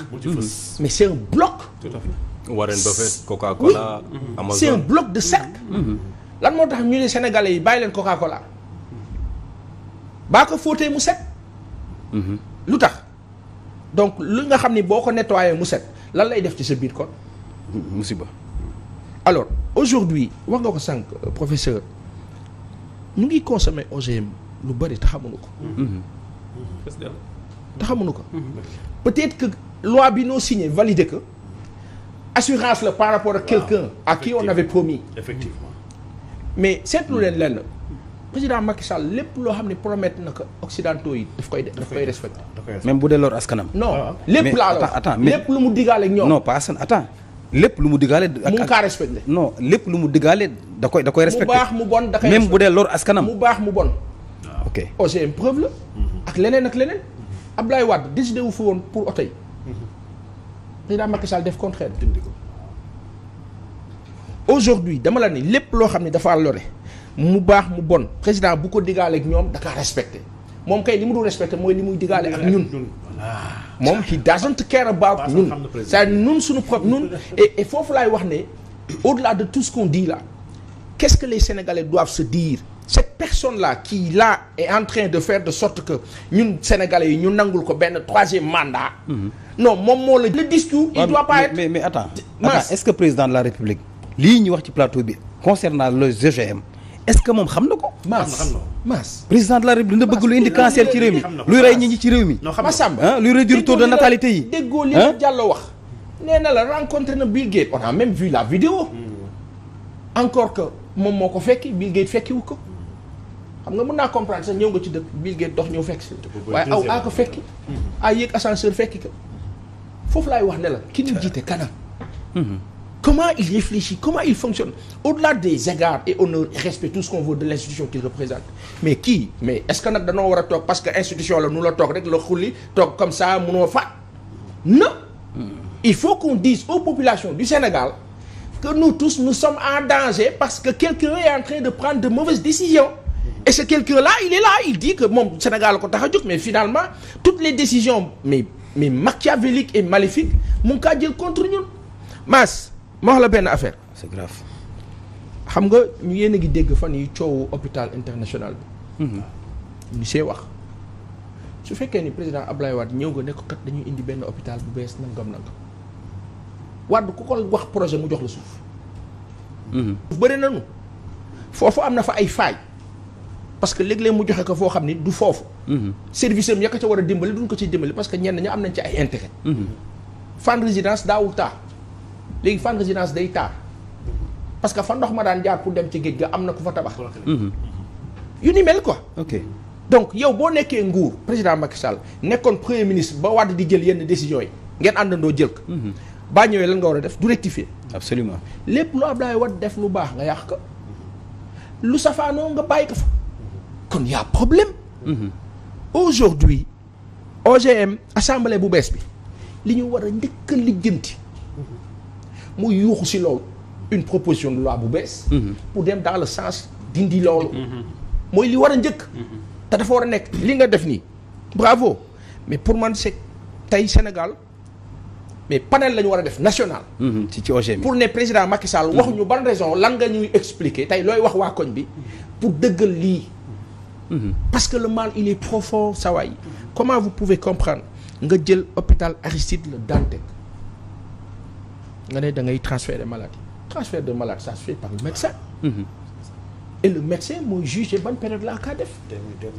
waaye léegi ñi nekk en urgence nag ngeen leen le 15 il faut que mu tëj le 15 tey dañuy tëj hôpital bi ñi nekk en urgence nag de dialyse tout ce qu'on veut nga ne non damay déplacer Colobane hôpitalu Colobane je pense que ku ci des crimes la. centre de santé bi nekk Colobane. ñu ngi maa won vidéo yi keroog quelqu'un est allé filmer pour moi won ma ko dama tiit xam nga lu fa ne parking oto ak ay ñax nga ne foofu nga yóbbu dialyse jaay. d'accord mais revenons un peu à nos moutons en ce qui concerne OGM yi dama léegi gis léegi image yi Aziz wan ma benn nag boo xamante ne nagu OGM la kii soufflé ma na ma nag bi nagu OGM la bon est-ce que fi ñu jëm ak ñun être humain yi du foofu lañ nar a jëm ak ñun parce que professeur wax na léegi ne dafa am loo xamante ne c'est pour modifier suñuy gènes la modification boobu moo ñu mën a indil yenn jàngoro yi yenn cancer yi parce que li yàlla sàkk bindee ko doomu aadama bu fekkee keneen da ko bëgg a modifier bëgg soppi maanaam gis nga image bi ñuy wane mooy Aziz bi ñu wane mu ngi tudd blanc bleu belge nag bi waaw maanaam lii du nag non nag la mais gisoo ni mu musclé mel ni kuy jël ay poids waaw il n'est pas normal mais est-ce que li waral aussi suñu feebar yu bëri yéeg dee yu gaaw yéeg mais Mass li noo wax ni ñi ci kilifa yi toog xam nañ ko tubaab bi muy ñëw Afrique li mu njëkk a raisonné mooy lu tax ñii gudd fan lu tax ñu am kattan. longévité bi quoi. li parce que tubaab yàlla may na ka nag. day xalaat. xalaatu caay-caay. xalaatu caay-caay malheureusement day xalaat. parce que xalaatu weesuwul. dem Égypte ancienne fekk fa ay black ngay raconter histoire ne ay tubaab nga fa fekk. jël say film monté ko def leen nit yu weex. te pourtant ay nit yu ñuul leen woon. nga jël mathématique algèbre tout ce que tu veux sàcc ka dem tuddee ko théorème de Thalès ak Pythagore. dinu ko jàngal ñun. bu dul woon Cheikh Anta Diop duñ si xam dara. yàlla na yàlla yokk leeram ci aljana gën a kaw. amiin dama la bëgg a wax ne la. tey li nga laajte noonu. tubaab dafa ñëw fekk fi sunu maam yi ñuy lekk ba baax santé ba baax di fajoo garab plante li ñu naan nit fa mu dëkk la koy faja nga fa. mu leen di faj normal amuñu benn jafe-jafe. tey jii nii boo tooyee sa bopp di metti bantamaare nga xooj ko ci guddi gi. mu fanaan humidifié wu nga xëy suba sangoo ko cocc ngaa def. mais tubaab loolu arrangé wu que il a son industrie pharmaceutique qui doit fonctionner. donc africain yi marché la. il faut que ñuy feebar nag pour ma jaay. bu nu feebaree ma jaay donc qu'est-ce qu'il faut pour ñu feebar ca lekk ba la. dañ koy def il faut que dugg beeg ñeleñ beeg ya ca des. non nu teg ko fële ak buy bi. jël sunu buy ba baax bi tuddee ko pain de singe. lu tax ñu tuddee ko pain de singe. pour dévaloriser ko. pourtant buy am na ci ay dëkk Europe gën naa cher 20. buy. déjà pain de singe c'est pour ñu qualifier de singe ñun ah. mais parce que ñun la c'est ça parce que ñun la. voilà léegi nag problème bi mooy. non c'est ça. problème bi mooy sanu maam yi ñoom fa nu comprendre wul woon. mooy tubaab moom naa ñëw assimiler la gëm loola na yow si li nga nekk baaxul. man maa baax le ma feebar loola indi la pharmacie di la jaay garab maanaam li ñuy wax bàlleen ma ten bi yëfi dëmm. moom la nasaraan dafa ñu dëkkee ka nag. chaque 10 ans chaque 20 années chaque. est-ce que damuy amul yu ndaw aussi. mais lim ko réussir yëpp. daf ko def en complicité ak ay warkat yi nekk ñu. muy dëmm yu ndaw yi fi ne. voilà. dëmm yu ndaw yi. exactement c'est drôle mais c'est ça. donc warkat yi nga xam nag danoo nekk ak ñun. warkat yooyu nag ñoo samp affaire bi tubaab bu dee Sénégal dafa ñëw ne ceebu jën Penda Mbay. nu la dank mu la niin nu la lekk naan la sawaay nin na. tey ceeb ba ma lekk. fekk légumes ya togg nañ ko ba mu jeex tak valeur ba dem na. c'est grave. togg bi 10 heures ba midi masse. donc ensemble boobu. nga jël une population bu indépendante à partir de 1960. de 60 à 2022 62 ans d'extraction. dans un sens. 62 ans d'exfiltration même d'un peuple. vers la mort. ok 62 ans de tuerie boo xam ni kenn mënu ko qualifier mais nu kaa dundee mais léegi les jeunes ñooy diabète. les jeunes ñuy développé ay cancer ay insuffisance rénale ay yu kenn xam. parce que li mu fi expliqué la. léegi kan mooy jël décision protéger ñooñu ki jiite ak ay équipe am waaw bu fekkee ki jiite ak ay équipe am ñoom amuñu niveau compréhension parce que mbir mi mën naa jàpp bon ak soxor mu ngi ci mais ñàkk xam mu ngi ci mais gannaaw ñàkk soxor bi ak ñàkk xam bi. dafa am lu ci jiitu la foi. nous avons des autorités qui manquent de foi ngeen baal mu terme bi. parce que boo gëmee suñu borom. doo faale Bill Gates ak lu nu àndal. di nga leen sóor da ngay toog ak ñoom di waxtaan naan leen tubaab yi ñu naan la non boy il faut faire attention avec les blancs xam nga. dañu bëri ngeen ragal tubaab ñeme yàlla. jërëjëf Assane ragal tubaab ñeme yàlla. exactement professeur dama lay bàyyi rek nga développer parce que man vraiment nee naa lii. comme ni ko Pa Assane waxee lii forum lañ ko war a mën a def pour leeral Sénégalais yi mais député yii di ñëw aussi am nañu liggéey bu rëy am nañu sas bu rëy parce que projet bi aussi ñu voté en catimini mu li ngeen ci wax yëpp aussi su ma ko déggee maanaam muy lor askan wi indi ay feebar indi ay jàngoro pour modifier gène nit ñi mais li mu mën a indi ci réew bi comme musiba am na je pense que ñi war a 14e législature bi li ñu war a mën njëkk a def mooy xeex projet de loi bi. c'est vrai Mass am nañ ci liggéey. te yooyu dafa am lenn li xam ne rek peut-être fa laay rebondir. man fa laay jëkk rebondir mooy tubaab bi lépp lu mu bëgg rek daf koy sàqal app. bu mën ko taxawal. dafay jël temps. ok ñuy wax léegi suñu loi bi. mais tubaab bi liggéeyul Sénégal nga dafa liggéeyandoo ci dëkk yu nekk Afrique de l'Ouest bi. fi may ñëw foofu lenn la wax nañ ko léegi président Macky Sall rencontré na Bill Gates en 2016. wax naa ak Bill Gates sax avant loolu en 2013 wax naa ko. soo fàttalikoo suñu plan bi ñu yor muy plan plan tappale gi maanaam Sénégal émergent. xam du plan président Macky Sall. ba muy ñëw di laaj réew mi amul. yoonu yokkute la andi woon waaye xamoon na ne c'était pas sérieux. cabinet ko dafa fay. cabinet pour millions d'euros. 3 bi yaa ko defar maanaam dans toute la sous-région. plan yi ñoo fi nekk de. c'est ça plan Gabon émergent Sénégal Centrafrique Sénégal émergent bi ñu bàkkoo nga ne 3 bi ñoo ko defar. 3 bi ñoo ko defar. plan Guinée ñëpp ñoo nuroo presque. plan Guinée émergent. plan Gabon émergent plan Cameroun émergent ñëpp ñoo nuroo. toutes les anciennes colonies am nañu plan émergent. ñoo nuroo mais si plan boobu dafa am benn pilier bi xam ne moom mooy axe 1 bi mooy pilier bu ëpp solo bu président Macky Sall wax mooy la transformation structurelle de l'économie. et lii daf si fas yéene moom jaar ci biir mbay gi pour mën ko réussir may fàttali ne mbay bi si échec bu président Macky Sall la bokk comme nu taataa bi inondation yi bokkee ci échec am comme nu emploi des jeunes bokk ci échec am comme ci suñu démocratie maanaam droit et liberté bokkee ci échec am maanaam Macky a échoué partout maanaam Macky amul fenn fu mu am ndam Sénégal wax dëgg yàlla à part xanaa ci feesal prison yi ak ci toroxal askanam di kese la Macky réussir ba mu fi nekkee ba tey maa ngi dégg benn mbokk boo wax ne Macky dafay ragal ne ba mu nekkee xale dafa doon jouer lido lu bëree bëri ndax lido jàpp ak lekk rek a ci am jàpp lekk mel ni Macky si loolu lay yëngatu waaye Mass nga xool 2013 ñu approché ko wax ko waxu bay gi gëmloo ko waxu OGM boobu dafa tiitoon ne moom pareegul dafa mel ni affaire bi daal jaaxal na ko dañ ko may tuuti avant 2016 Bill Gates liggéey lu bëri ci sous-région bi maa ngi sànq ñu ngi wax sànq waxu target malaria depuis 2012 dañu approché Burkina ba am une loi bi ñu am tey jii defar nañu ko Burkina depuis 2012 def nañu ko Côte d'Ivoire depuis 2017-2018 donc Côte d'Ivoire le projet Wave fa la nekk avec le docteur Pita nga xam ne mooy liggéey sur la manioc ak lépp nga xam ne ay OGM la waaye de connivence avec le Sénégal maanaam projet bi Sénégal ak Côte d'Ivoire ñoo ko bokk projet Wave donc mbir mi lu tax ma ne dafa yéeme mooy amuñu assez d'investigateurs fii yu ñuy sonnal ci dossiers yu mel noonu président Macky Sall ci biir loolu gars yi comme que travail dëkk yooyu yëpp ñi woo ko ne ko nag dafa jot Sénégal dañoo bëgg am une loi ci wàllu boobu lii depuis 2015 ñu ko jox. depuis 2015. mu ne d'accord na sur le principe. 2016 la joxe accord de principe am. xam nga lan la def ci 2016 li mu njëkk def mooy ut lay Macky dafa aay ci ut lay maanaam Macky est un des présidents bi nga xam ne il est expert en matière de faire des choses sans en être responsable. la fexe ba xool nu mu ko tegee kenn. nu mu ko tegee ne ñii la. mu am ñenn ñi nga xam ne sànq Alpha fen tudd muy Académie nationale des sciences et techniques du Sénégal ANSTS. Macky jox leen liggéey li dama bëgg ngeen gëstul ma OGM. waaw Mass yow ay scientifique yu gëstu OGM. si suñu xalaat ñun en tant que man ñun ay scientifique lañu. scientifique dafay am ay recherche yu muy def. ay études yaay wax sànq Seralini a fait des sur 2-3 ans. la liggéey avec le maïs NK 603 ak Roundup bi. donc mais di c'est étude bi da nga koy bind mu leer j'ai fait une équipe randomisée en aveugle en double aveugle nangam durant telle durée. gëstu naa tel échantillon j'ai eu une population nangam. lii mooy samay conclusion l'Académie nationale des sciences et techniques du Sénégal defuñu loolu. ils ont fait une enquête de perception. ok lii c'est pas scientifique. maanaam ndax OGM baax na la baaxul ñu ne def leen ndànk nga taal micro ne waaye loo leen xalaat ci OGM. te amuñu sax honnêteté wax OGM.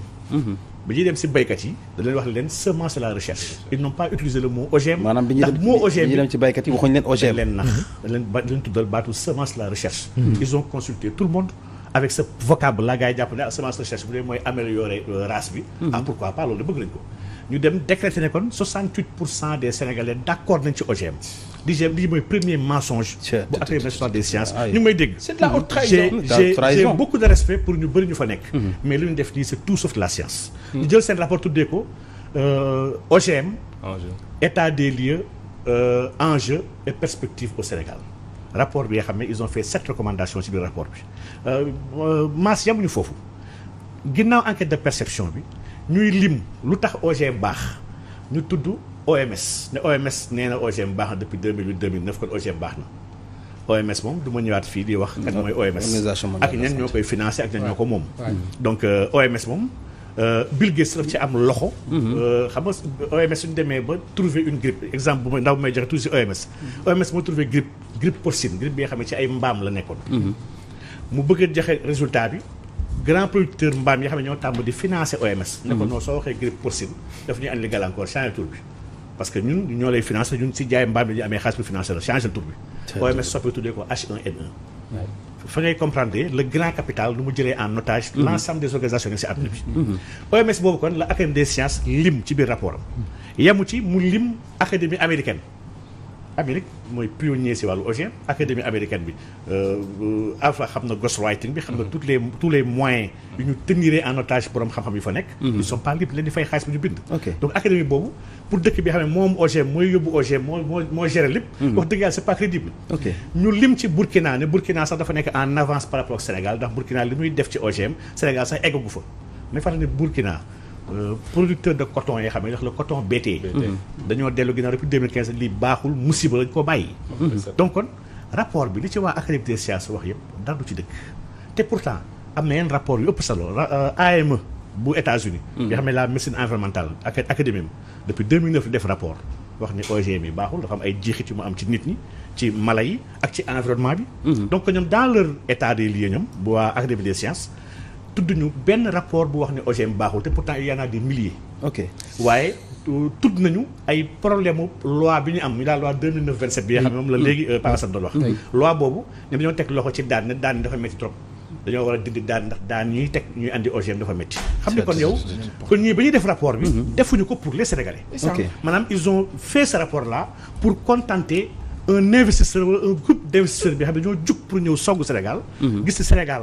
dafa war a dugg ci biir mbir mi comme nu Côte d'Ivoire duggee comme nu Burkina duggee. comme nu Afrique du Sud nekkee le pionnier ci continent africain bi. mais est-ce que xam nañu ñoom li maanaam méfaits yi mu mën a def ci askan wi. parce que loolu li Pa Assane wax léegi la maanaam li war sa askan léegi. masse li ñu def trahison la bu fekkee ne ñoom est-ce que xam nañu. député yi voté loi bi projet bii est-ce que xam nañ ne lii lay indi ci askan wi. masse ñun problème bi lépp lu ñu def ñii ñoo ko tey problème bi dama ne.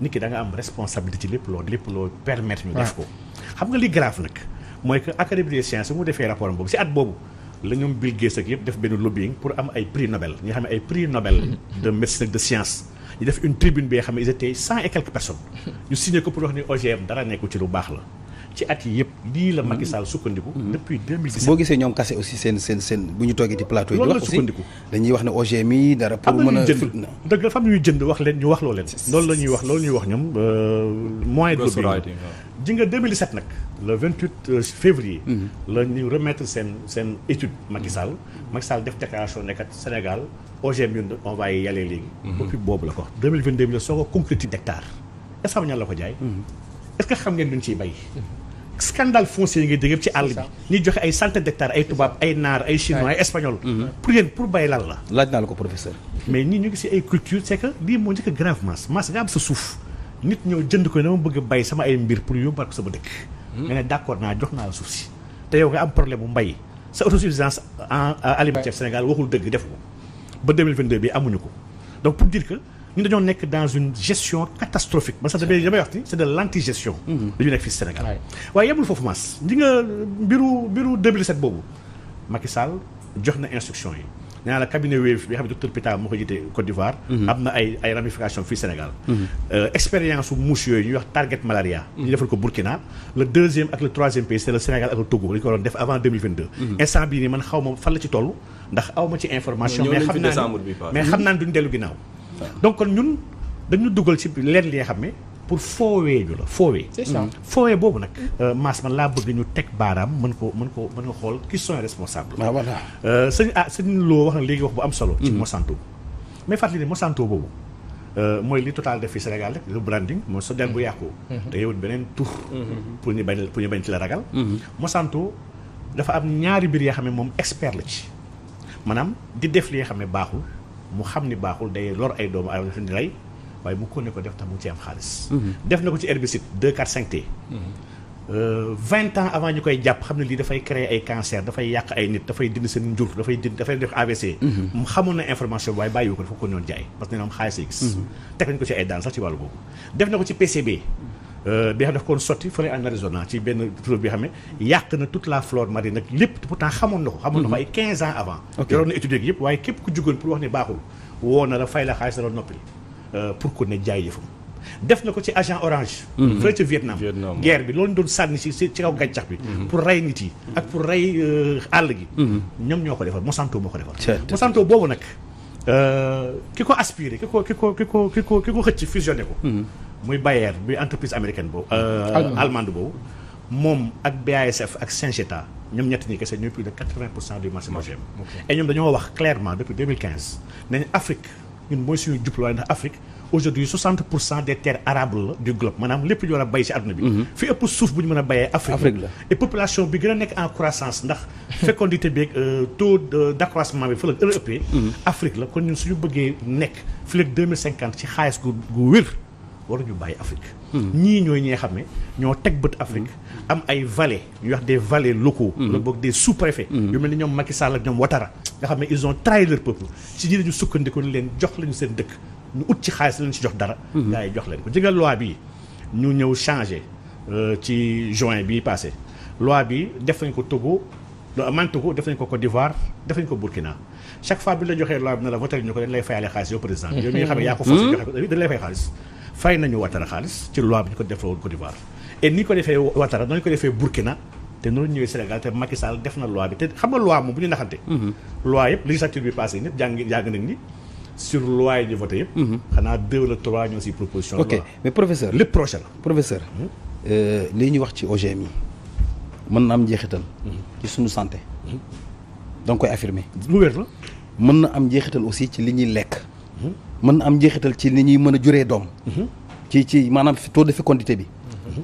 ni mu mën a joxe cancer. kañe yi ñu ko exploité. noonu la ñu mën a indilee ay cancer. est-ce que parce que OGM yi may wax ne am na ñu ma wax ne OGM yi ñu ngi ci marché bi. yàgg nañ Sénégal. c'est que aujourd'hui dañoo. est-ce que indiwul maanaam lii xew léegi. dee yu bëri yeeg feebar yu bëri yeeg. le dernier blocage. bi nga xam ne moo leen sonaloon kese. dans la production au niveau local et la commercialisation rek la leen Macky Sall dindil. waaye yow Mass ñiy yar ay ginaar sax. aliment ginaar bi ñuy jox maïs boobu ñu siy def boole si ay jën ak lépp pour yow lan la OGM la. ñu ngi jox ginaar yi OGM. ñu ngi jox mala yi jur gi fii. mais OGM mu ngi dugg Sénégal fruits yu bëri yu fiy dugg. Afrique du Sud ñu wax sànq noonu. Afrique du Sud mooy pionnier en matière d'OGM sur le continent africain comme ni mu nekkee pionnier ci mariage homosexuel Afrique du Sud laboratoire bu mag a mag la ci nouvel ordre mondial. fa la njëkk defal mariage góor ak góor ak jigéen moo tax nag njëkk defal OGM tam pour ñu conquérir le continent africain. mais fii raisin yu ngande yi sax yu rafet yooyu ñu fiy andi fii ci boîte yi. mais OGM la. ñun fii nous sommes abreuvé professeur maa ngi lekk OGM. mais fii ñëpp koy lekk. Mass. kon maa ngi lekk OGM nous sommes abreuvé d'OGM. mais Sénégal yaa ngi lekk OGM. njaay ambulant fruits yi ci mbedd. ça pose un problème. loolu lay wax ni. Mass ça pose ndax am nañu état bu mën a protéger suñu askan ci ay méttitam fa lay daanelee. foofu Mass bi dafa am benn mbir. loi bi Alpha wax sànq li mi la loi 2009-27. dafa waxoon ni dañuy créer benn ANB mooy autorité nationale de biosécurité ak benn CSB loi boobu Mass autorité yooyu bu dee boobu ba léegi ñoom ñu ngi fi existé te OGM ñu ngi dugg te loi bi fi nekkoon waxoon dañoo war a am benn autorisation préalable pour fi OGM c'est ça mais ça nga xam ne kon ñun on a un problème kon autorité boobu kon rôle bu ñu ko jox sax kon am ñoom outil pour mën ko doxal xam nga la may jox comme parallélisme le marché des déchets des déchets plastiques déchets plastiques yi dafa am entreprise bi nga xam ne nu mu sax fàtte naa turam entreprise chinoise bu nekk fii. teelee commencé Twin Link genre la tudd. entreprise bi chaque at mu ngi importer ay tonnes yi tonnes. de déchets boo ko Twyford Carole lay def am na benn Twin Link genre yooyu daal. chaque année Sénégal ñu ngi importer entre 7000 ak 10 000 tonnes de déchets.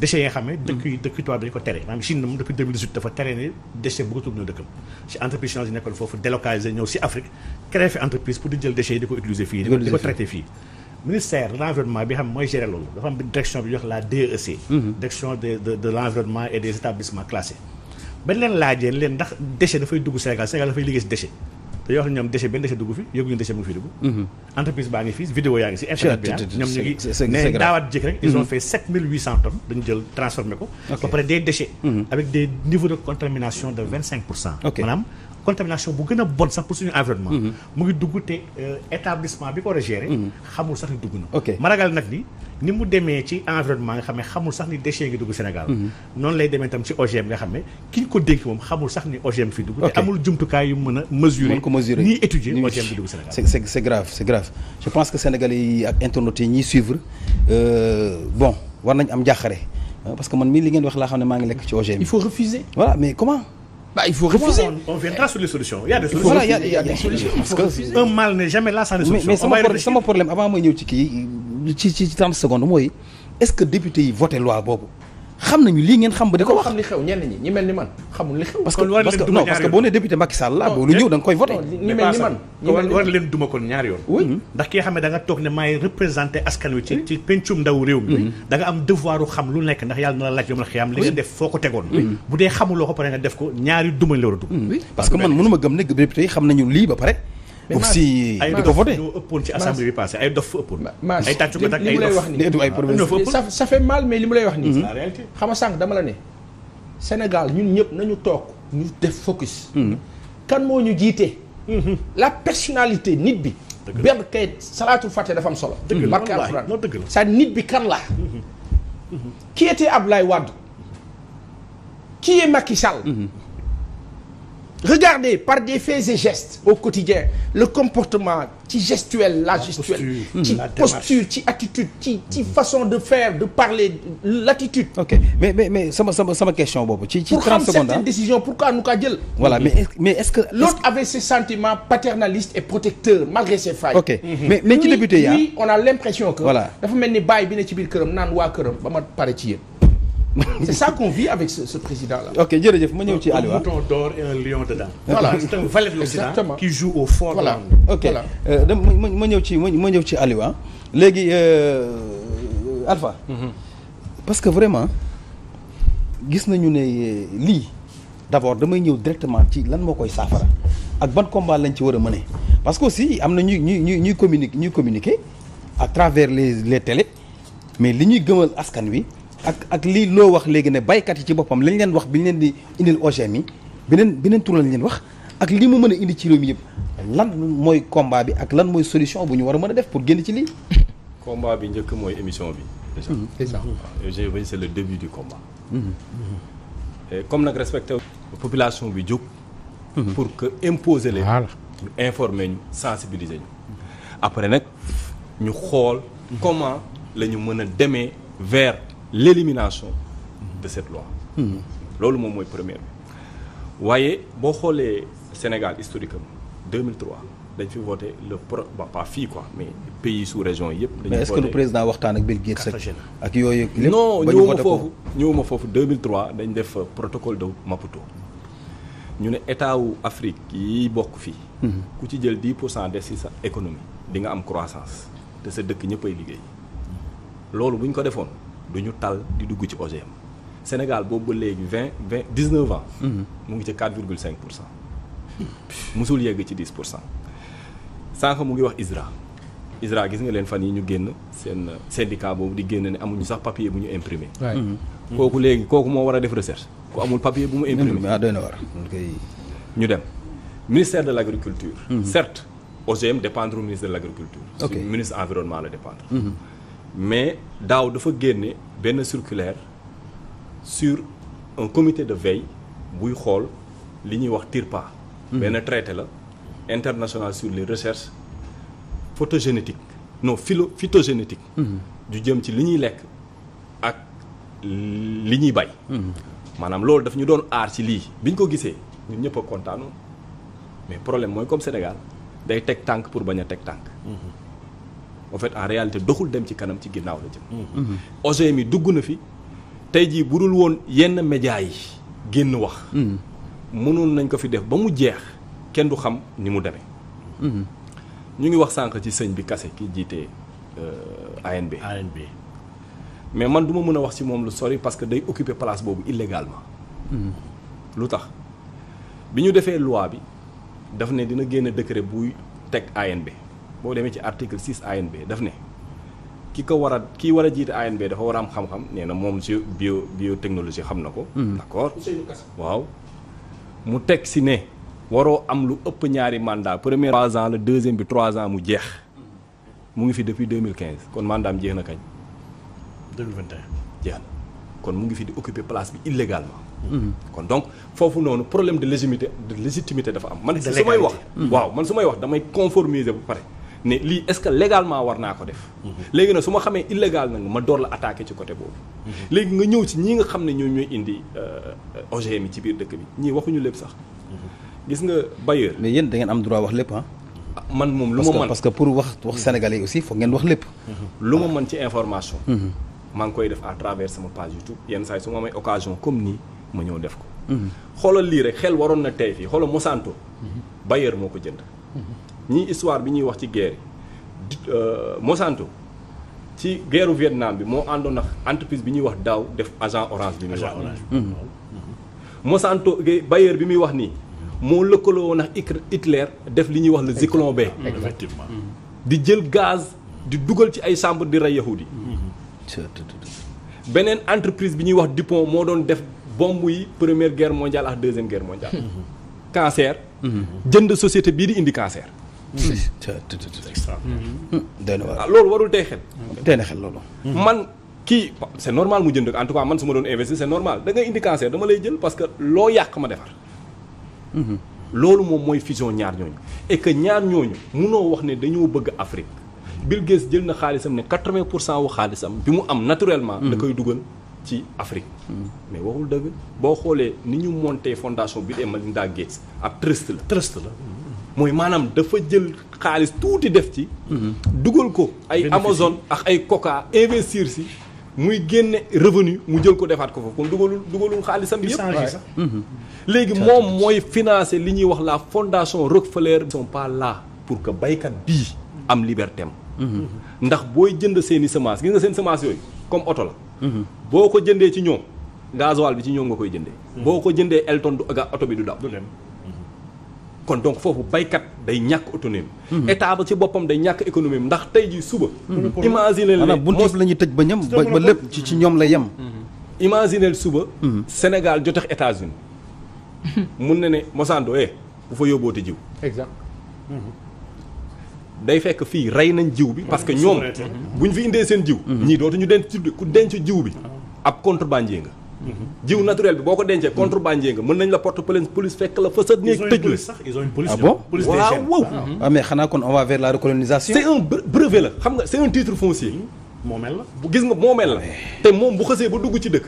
amatoo leneen looy def dëkk ba même bu ñeneen ñi di bay naturel lële da leen di wàll.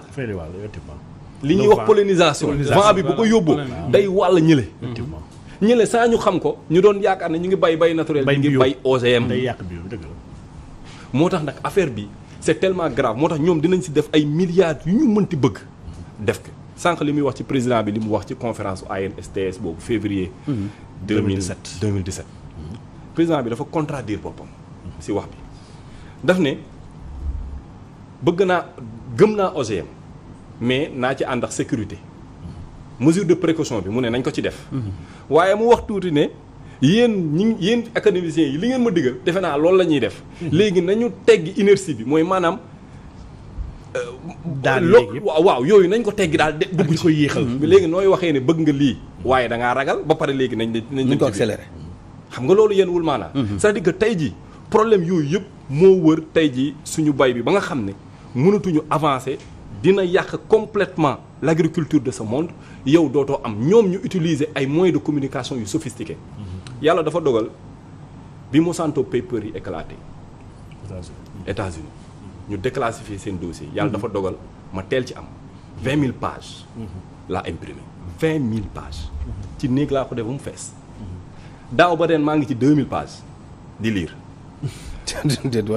li ma lay wax du ay caaxaan xoolal justice bi moo ko déclassifié parce que dañu bëgg xam lan la Monsanto di def boo génnee sëñ bi kase bi mu génnee keroog TFM di défendre kii bi gars yi génnee daf ne loi bu njëkk bi ay sénégalais ko defar xam nga bu njëkk bu amee bu mujj am na foofu la ghostwriting bi muy wax nii di ñëw mooy maanaam yow comme jaaykatu tooke bi xam na ne mënul tagg tookeem day xool ki xelam màcc jëm ci tooke génnal taggal ma tooke bi génnal tàngal ma tooke bi ne ma tooke bi baax na léegi li mu wax noonu ci këyit gu njëkk gi ñoom ñoo ko bind waaye këyit bu mujj bi Monsanto moo koy bind nee na nii ak nii laa bëgg nga doxale ci këyit yi ma la doon wax dama ko doon lire yaa ngi ci gis benn phénomène bu fi amoon en 2015 benn agence su OMS ñu koy wax CIRC dafa génn ne Monsanto ak li muy jaay nii day indi cancer ñooñu dañuy xalaat jëm ci loolu mu ne leen lii day indi cancer Monsanto seen benn élément bu ñuy wax Eric Sachs buy liggéeyee ci ñoom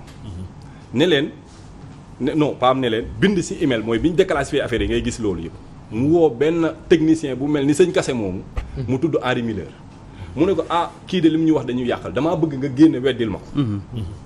waajooju Miller ne ko bu fekkee jox nga ma papier bu ma leen weddee ma weddi leen. mooy maanaam tey jii ghostwriting corruption moo nekk ci kaw. da ngay bind damay bind mais yaa may abal sa tur. bind sa tur c'est grave pour am crédibilité. crédible. yaa ngi dégg. ñu jël loolu publier ko ci journal bi ñuy wax Forbes. Forbes bi Monsanto yi génnee paper yi génnee mu xam ne kii da ko triandé ndax lii du xalaatam. mu dindiwaat ko ci publication bi. léegi loolu moo tax sëñ bi kase ne leen loi bu njëkk bi ñàkkul wax dëgg parce que loi bu njëkk mais bu mujj bi kee kay bind. parce que kee moo xam technique boobu. ok moo tax fan yi ñoom invité nañ leen ñu ñëw Canada pour régler problème mu biosécurité bi Sénégal waaw lu jëm Sénégal lu ñu koy régler jee Canada. doy na waar. voilà le problème. waaw xam nga foofu aussi vraiment man sama inquiétude maa ngi koy répété boobu ba léegi. mooy aussi est-ce que li ngay wax ni président Macky Sall xam na ko. foofu dinaa ci dolli. may ma dolli ci benn est-ce que lii ñuy wax ni président Macky Sall xam na ko député yi voté assemblée parce que lii.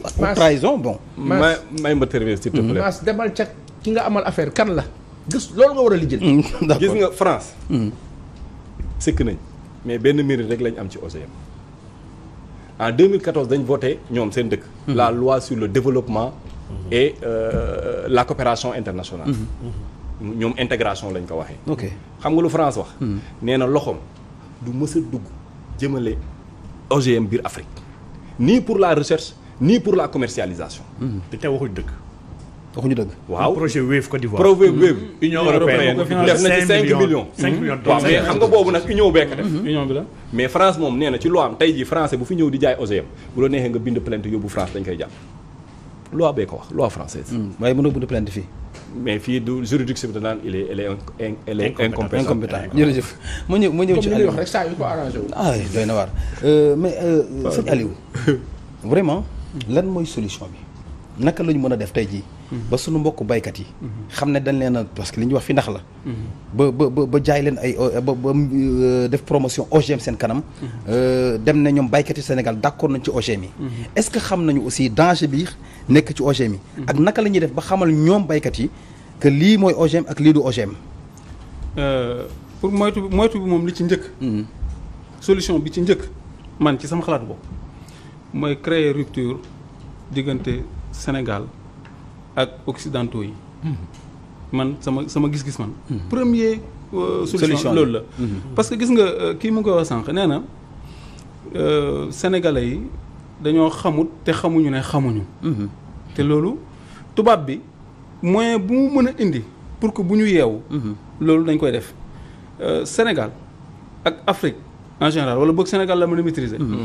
ñoom am nañu tout ce qu'il faut pour que ñu développer waaye tubaab bi dañ leen di nax ne leen yéen vous êtes des pays sous-développés mais loolu ay nax la ay dóor la comme les boy yi di wax nous ne sommes pas des pays sous-développés nous sommes des pays développés wala boog on a la capacité de se développer ingrédients yëpp mu ngi fi pour ñu développer xam nga lu ma ñu ngi ñëw fii di nangu suñu suuf waaw nangu suñu pétrole nangu suñuy xam nga nu ma koy misaalee dama ne benn femme porteuse mu jur doom ne buñ dagg cordon ombilical bi parce que ci laay continuer di ko leyal fekk dafa en complicité ak ay nit certains de nos dirigeants dañu inverser rôle cordon ombilical def ko pipette di sucer ki nga xam ne mooy xale bi judd pour que bu mu màgg mukk ba toll ni moom léegi nag belle illustration Sénégal conscience lañu war a am ne tapit cordon ombilical le soi-disant cordon ombilical diggante ak France pour mën a màgg ba toll ni ñoom am nañu lépp li war te gis nga bay mi dafa ñun am nañu suuf si comme ni ko professeur waxee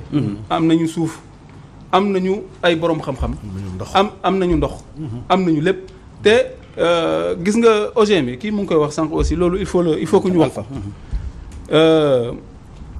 problème bi nga xam ne moom la ñu indi baykat yi te loolu daf ma soxal moo tax ma bëgg ci insister parce que il faut que baykat yi ñuy déglu sénégalais yi ñuy déglu ñu xam ne OGM yi bi mu dugg fii problème dong la leen di créer kese gis nga pollen boobu noonu muy wax pollen bi ngelaw li sax bu ko fee mu naaw yamb yi dañ koy yóbbu am na ay ñoo xam ne ñoom ñoo transporter pollen bi dem te pollen bi genre jiwu la bu ñëwee day dina dugal yëfam ci te pollen lépp loo xam ne day meññi daf koy am lépp luy am fleur parce que pollen bi muy génn ci jamono yi fleur bi di génn loolu nag ñoom ci seeni loi muy wax mu ne am nañu police ak am nañu sax ay juge ak ay am nañu tribunal spécial. waa Monsanto. tribunal d'arbitrage ñoom bu sa pollen yow c'est-à-dire boo bañee mbay seen mbay. sa tool pollen bi jógee fii ñëw dugg seen tool ñëw fa. ñu porter la plainte. waaw parce que dañ ko breveté ñoo ko moom. te dañ lay daan dañ lay gagné nangu say tool nangu say suuf. effectivement dafañ koy États-Unis yu bëri. léegi loolu baykat yi dañ ko war a xam. te gis nga bis bu ñu demee ba nga xam ne accaparé nañ jiw te lu leen la leen jaral c'est-à-dire gis nga tey bu ñu ñëwee sa dëkk. yow sa jiw bi nga doon bay nga xam ne yaa ko moom jaral na leen ñoo le jaay ma ko kilo. 20 000 sax bu fekkee. mais na nga sermenté ne yow moom dootoo amatoo ko li nga amoon yëpp jaay nga ko nga xam ne yow moom pare nga. ci wàllu jiw. loolu nag. mais est-ce que Sénégal am na baykat yu commencé di utiliser semence boobu. am na ñu koy utiliser nee naa la dañ am nañu ko utiliser ba pare di ko def fierté naan man moom laa bay. te loolu man fii damay indi parce que comprendre ñu ko xamuñu ko léegi nag nit ñi dañ leen ko war a xamal leen yi ñu def ni dara baaxu ci. li nga xam ne mooy solution bi ginnaaw bu ñu daggee suñu diggante ak occidentaux yi. occidentaux yi nelawal ñu dong la ñuy def amuñu benn yitte pour que ñun ñu jug. parce que seen investissement comme ni ko professeur waxee seen investissement à long terme. fii donc lañ ko mën a amee parce que ñoom jeexal nañ lu tax Monsanto duñ dem France. France depuis 2008 la ñu tere ku fa dugal OGM. kon France ñoom dañoo tere ku fa dugal OGM dañoo tere ku fa bay OGM. tere dugal ko fa problème la boo xam ne ni mënoo ko faa dugal. dañ ko étiqueté. étiquetage beeg. di nga traçabilité bi proportion bi tamit. ak traçabilité bi sax dañ la koy exiger. nga xam ne fépp fu mu dugg dinañ ko xam. lu tax du ko fi yóbbu parce que xam nañ ne baaxul. quant à bàyyi ko nag moom bàyyi ko fa moom pour lekk ko moom xel daju ko boo ko defee ñu jàppale. mais kon daal suñu dëkk yi ñooy mbalit bi daal. voilà léegi nag kon mais parce que loolu lim day mel ni Sénégal daal mooy doo xam ne nii xamuñu jeexital bi fu muy mujjee fii lañ ko indi. mais une pierre deux coups la ñuy def parce que non seulement dañuy def expérimentation mais aussi dañuy amassé waale xaalis ci biir loolu. te loolu c'est extrêmement grave dañ ko war a bañ ñun dañu war a yeewu. xam ne occidentaux yi amuñu benn jëbluwaay ci Afrique lu dul nar leen. bëgguñu yërëmuñu te ñoo liggéey si rek kese. bu ñu mos a nangu ñu indi leen ay jiw ne parce que mën nañ ko bañ xam nga Inde bañ fa demee. yàq fa coton bi ñëw baykat yi jël jiw yi lépp ay banque pour ji. ba ñu paree ñu pour ñu engrais ko amuñu lu ñu ko engrais xam nga ñoom comme gëmuñu yàlla dañoo xaru ji tey boo xoolee en 10 ans mën nañ la wax ne la y a plus de xam ne dañoo xaru. ndax affaire Monsanto bi ndax OGM yi ñun nag xaru duñu ci fekk. ba ñu xaroo. am ci mais lii ak xaru benn la de. waaw non mais non parce que aussi lii produit non lii dañu ko bëgg a indi. non fekkee li ngeen wax ci produit yi la. non produit bàyyi ko ñu koy consommer. mais te produit yi dugg na fi bu yàgg gis nga mboq moomu noonu am na mboq moo xam ne tey dañ koy wal di ko bay di ko lekk directement nga xam ne sax yow yaa koy jënd transformer ko def ko dugub lekk ko te OGM la. mais nag ñun ñu dëkk Saloum xam ko xam nañ ne mboq mi baaxul parce que. kon da ngeen mën a xàmmee yéen baykat yi lii OGM la da nga koy xàmmee parce que doom yi du benn. doom yi dafa ngande moom. dafa gudd dafa ngande dafa xonq cuy. parce que comme ni ñu ko waxee. dañoo modifier gène bi. dafa rafet. ñu modifier gène dañuy seet li nga xam ne moo koy taaral ñu indi ko loo moo koy réyal parce que tey boo ko bayee xam nga dañoo am politique bu garaaw gis nga tey mboq par exemple boo bayee mboq bi nga xam ne ñun moom lañ xam. benn gub lay def kese su defee ñaar rek ñaareel bi du baax ñoom dañu indi mboq boo xam ne day indi ñetti gub ñett yëpp baax rëy ngande. ñu ne voilà gis nga bii moo ëpp rentabilité soo ko bayee. mais soo leen bayee ñoom ñaar nga denc leen ci benn durée par exemple nga denc leen 1 an soo leen génneewaatee ñun bi ñu moom. boobu da lu am benn problème bee day changer goût li may wax baykat yi ñu may dégg xam nañ ko bu baax. day changer goût ce qui veut dire que kon molécule yi nekkoon ci wala am na lu ñu defoon ci biir nga mu xam ne mooy modifié. commencé na yàqu commencé na gène bi rek bi ñu wax gène parce que gène bi gaañu na ba pare kii nee day dagg léegi gène yooyu mooy am jeexital ci ñun. mooy am jeexital ci lépp. te gis nga ñoom suñu ñëwee. fii nii parce que professeur mi ngi wax lu am solo jàll di ko wax léegi. maanaam góor ñi juratuñu jigéen ñi maanaam mënatuñu procréer cancer yi bëri na. yooyu yenn feebar yu bëri doo comprendre ba ci loolu avant OGM sax. pilule bii rek. jigéen ñi di jëfandikoo. c'est ça pour bañ a am doom. OMS wax na depuis 98. dafa cancérigène dafay joxe ay cancer dafay yàq jigéen dafay yàq seen jur ak lépp. pourtant Sénégal ñu ngi koy. maanaam pilule PFI wala pilule lendemain. pour bañ a am doom. pilule yëpp pourtant depuis bu yàgg wax nañu dafay yàq jigéen ñi. day joxe cancer jigéen ñi cancer sein cancer bi daf koy yokk. pourtant état bi tegal ko ci biir réew mi. ok doy na waar. léegi daal man foofu li may wax mooy. li ma gën a intéressé mooy ak lu assemblée bi mën a def. ak lu ñu mën a def. surtout mooy su fekkente ne abrogé loi bi romb na. man affaire loi yi xaw ma ci dara waaye bu fekkee abrogé ko romb na. nañu def pexe ba nuñ ko mën a arrêté ñu arrêté ko. nu ñu mën a def pexe ba dellu ginnaaw ci loolu ñu dellu ginnaaw ci loolu parce que ñii ñëw ay saay-saay lañ yoo xam ne bëri nañ doole doole goo xam ne te ñoom yàkkamtiwuñu comme le professeur wax yàkkamtiwuñu. agenda la ñuy yore. fii ba 10 ans ba 15 ans nu ñu sampee baax na ñëw ndànk-ndànk rek mais gis nga bu ñu demee ba téye affaire ba nga xam ne mu ngi ci seen loxo. su boobaa dinañ xam ne lépp dëgg. ok doy na waar. Passane li ngay wax gars yi xullil. waaye gars yi war non dafa jaaxle. voilà parce que aussi lan mooy solution bi. xam nga man damaa commenté c'est-à-dire que li noo wax. bu ñu si liiree tuuti as tuut au-delà depuis quoi 1 mois ou 2 que ñu ngi koy lire. mais dans le fond on se dit and what else après tout ça. léegi qu'est-ce qu'on doit faire comme il dit. absolument abroger moom du wees benn. parce que ñoom lu mu bëgg a dindi ko. li fi nekk kay ala mbirab volonté. ma question principale je la première de tout à l'heure ki nu amal affaire kan la. kan moo nu jiite kan moo téye décision yi suñu dëkk. li moo jël liñ siy yëg ak liñ siy yëgul. yaa ngi insisté ci point boobu rek. c'est capital. mooy point bu gën a important. parce que il a dit professeur quand tu prends wax na loi bi nga xam ne français yi voté nañ ko c'est interne. Mais le mal il est profond dans l'organisationnel. C'est qui? C'est les pays francophones. Burkina Faso, Sénégal, Côte d'Ivoire, Niger. ñooñu lan la ñu amee. dañoo amee suuf bi gën a baax ci àdduna. des terres arables. foo jëmu jëppi. loo ciy am.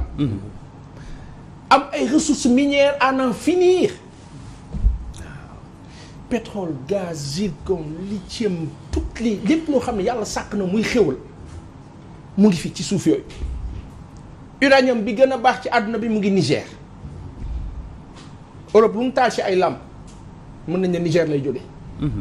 Niger bokk ci 10 pays yi gën a ndóol ci àdduna bi. paradoxal. les téléphones portables qu'on fait dans le monde bu teyee ñu ne la iPhone 13 Pro Max. bu ne les 12 A24 Samsung tout ce qu'on fait matière bi mu ngi jóge fan Afrique centrale. Congo. parmi les 10 pays les plus pauvres au monde. fees dell ak jama. Centrafrique idem. mais lan moo tax parce que nit bu wérul mais ça du tal ressource. absolument. nit bu wérul du tal lu koy tabaxal. non du tal dara xamal lu moo tal. xeex ak faatu. parce que wérul.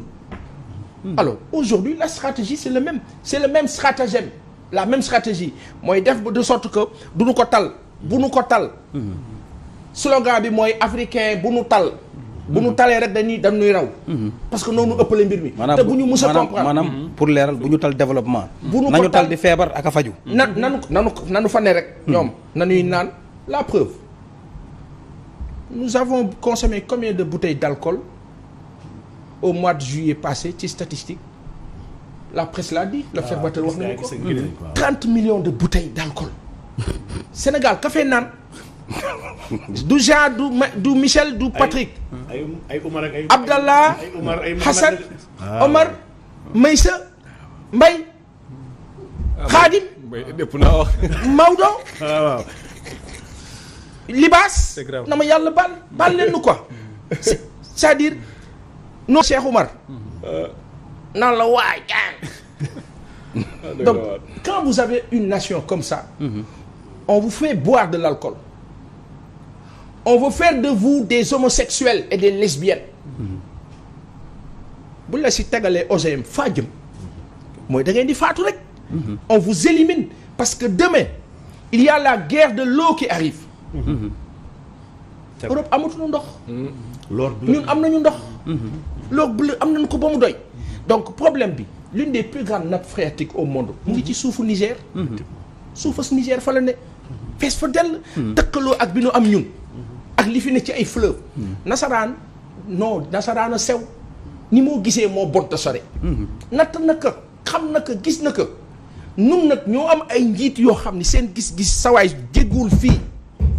et le mal profond qu'on a on a des autorités qui na en fait nekkuñu ko duñu ko. c'est-à-dire Cheikh Anta Diop quand il disait que Sénégal depuis 1960 mais malheureusement ñun ñoo am ay njiit yoo xam ni ñii Léopold Sédar Senghor lañ tudd. nga am ku toll ni Cheikh Anta Diop àdduna bi yëpp xam ko non nga ne ko du jàngale ci biir université de Dakar de 1960. il a fallu Abdou Diouf fallu en 1981. pour rétablir loolu. pour que Cheikh Anta jàngale foofu. donc Senghor moom moo njëkk a iñaan. boo ñëwee nag am président bu tudd Macky Sall ñaara am. li nga laajte aussi c'est important amaana président xamul nu jàpp ni yëgul ndeysaan xamul li xew. bu fekkee ni président xamul li xew. xamul li xew ci réew bu dee président xamul li xew ndeysaan. ñun ñëpp nañ jël suñu ay bagages. te utu fu nu dem. su dee xam na li xew. nañu génn ci mbedd mi ay xeer. bu dee xam na li xew laa wax ñun nañu génn ci mbedd mi noo ko wax fii Sénégal yëpp laa wax nan bu fekkee président Macky Sall xam na danger bi ci OGM ak li ci nekk ñun ñëpp nañu génn ci mbedd mi suba su fekkee xamu ko nag nañu gàdd suñu ay bagages te dem wala boog nu ko remplacer gaaw déet waay lu wér la jërëjëf professeur waaw lu solution yi parce que temps li ñu desee ci waxtu boobu waaw Mass balaa may dugg solution yi nga parenthèse bu ndaw mu ngi wax léegi waxu góor jigéen ma siy fàttali rek ne ba ci wàllu garab yi yi ñuy jox am na si garab yi nga xam ne am na jeexit yu muy am si jigéen si jamono bi muy ëmb loolu ñuy wax des maladies yoo xam ne d'origine fœtale ay feebar yoo xam ne li ngay lekk ak li ngay jël ci garab mën na am jeexital ci li nga ëmb ba mën na am perturbé sax ay jikkoom ak ay melokaanam paracétamol su ñooñu la bokk maanaam jigéen buy jël paracétamol ci première weeru ëmbam maanaam instant bu muy toll si différenciation des sexes maanaam bébé bi nga xam ne nekkagul góor nekkagul jigéen mu ngi formé wu paracétamol boobu mën na am ay jeexital yoo xam ne mën na féminiser davantage ki nga xam ne góor la wala mu góoral trop ki nga xam ne góor la maanaam am na mbiru góor jigéen maanaam ay yenn mbiru yoo xam ne mën na ko jëlee ci biiru yaayam déjà moo tax kon yenn yi ko war nañu ko bàyyi xel donc man Mass fi ma bëgg ñëw te sëñ daf ko wax léegi sëñ Lo mooy mbay gi baykat yi ils seront esclaves bu dee OGM dugg na si ñoom ndax nee naa la sànq BASF Bayer ak Syngenta ñetti ñi kese c'est 80% du marché mondial de l'OGM et toute la chaîne lañu contrôlé ñoom maanaam OGM bi pesticides yi engrais yi maanaam lépp yi nga xam ne mooy dem ak moom Mass mu am lu doy waar di nga xam ne pour suñu wér-gu-yaram dafa grave mooy pesticides yi nga xam ne OGM bi ba ñu koy liggéey li ko taxoon ñu liggéey ko c'est pour le rendre beaucoup plus dëgëral ko par rapport à des insectes ak à ay mbir wala boog def boole ko mu nekkaale insecticide en même temps maanaam lii lu am solo li xam ne war ñu ko fàtte absolument on veut rendre soit plus rigoureux plus tenace ba mu mën a échapper wala ñu dugaale ko insecticide ci boobu lii nag gis na ay pesticides yoo xam ne lu mel ni paraquat kudd sax nit mën na ko naan mën na ko rey bu ñu jëlee di gaver garab yi OGM yi nga xam ne dafa amaale ay pesticides yu ñu ko boolewaaleel pour mën a mucc ci lépp li nga xam ne mooy insecte ak nangam Mass ñu ngi lekk li nga xam ne poison la à petite dose bi nga xam ne dina yàq suñu jëmm may wax ne OGM yooyu mu ngi am jeexit déjà comme que pesticide la insecticide la en même temps ak herbicide la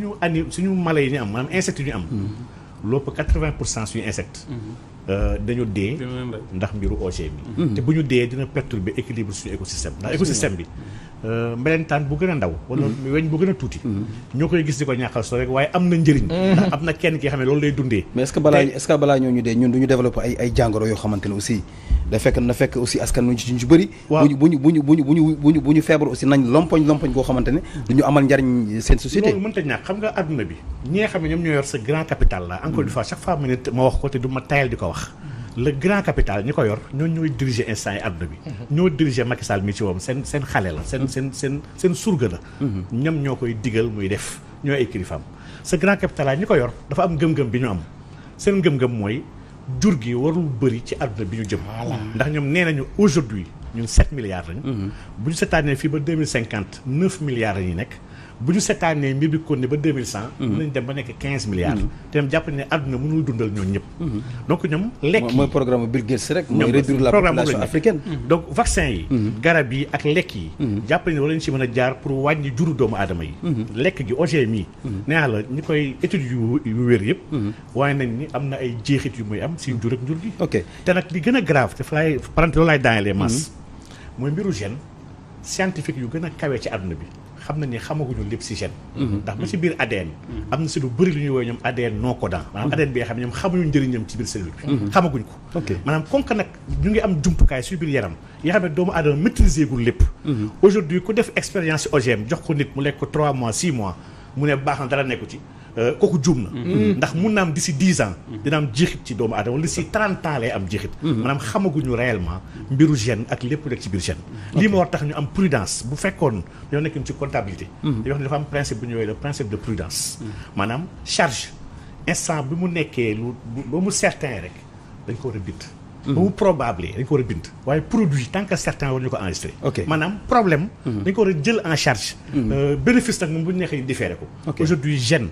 ñëpp ñu sérieux la te bëgg seen dëkk war a ñu tey bañ a obligé seen dëkk ñu dugg si uteeg suñu traître yi ñu yor ñi nga xam ne bu max dañ Sénégal ci biir agenda bi nga xam ne man li ma gëm du question de abrogation la ndax abrogation géré ko Macky Sall jël na avance a pare ci kilifa yi nga xam ne ñoo ko forcé depuis 2013 di ko topp di ko xoj di ko tuur xaalis pour mu nangu ko aujourd'hui problème Sénégal aujourd'hui lépp li fi nekk ci problème man jàpp naa ni kenn kese may problème Sénégal mu tudd Macky Sall te jàpp naa ni saafara problème boobu du ay loi du ay voté mais il faut déboulonner il faut démettre Macky Sall pour régler problème Sénégal yi. ok jërëjëf professeur ah de toute façon Sénégalais yi yaakaar naa ne lii benn numéro sax doyul ah. pour waxtaanee OGM yi Alpha ñu ngi lay remercier looy tàggatoo ci ñaari minutes rek. waaw li may tàggatoo mooy état bi taxaw xoolaat taxawaayam. wax ak population bi nga xam ne divorce am na ci.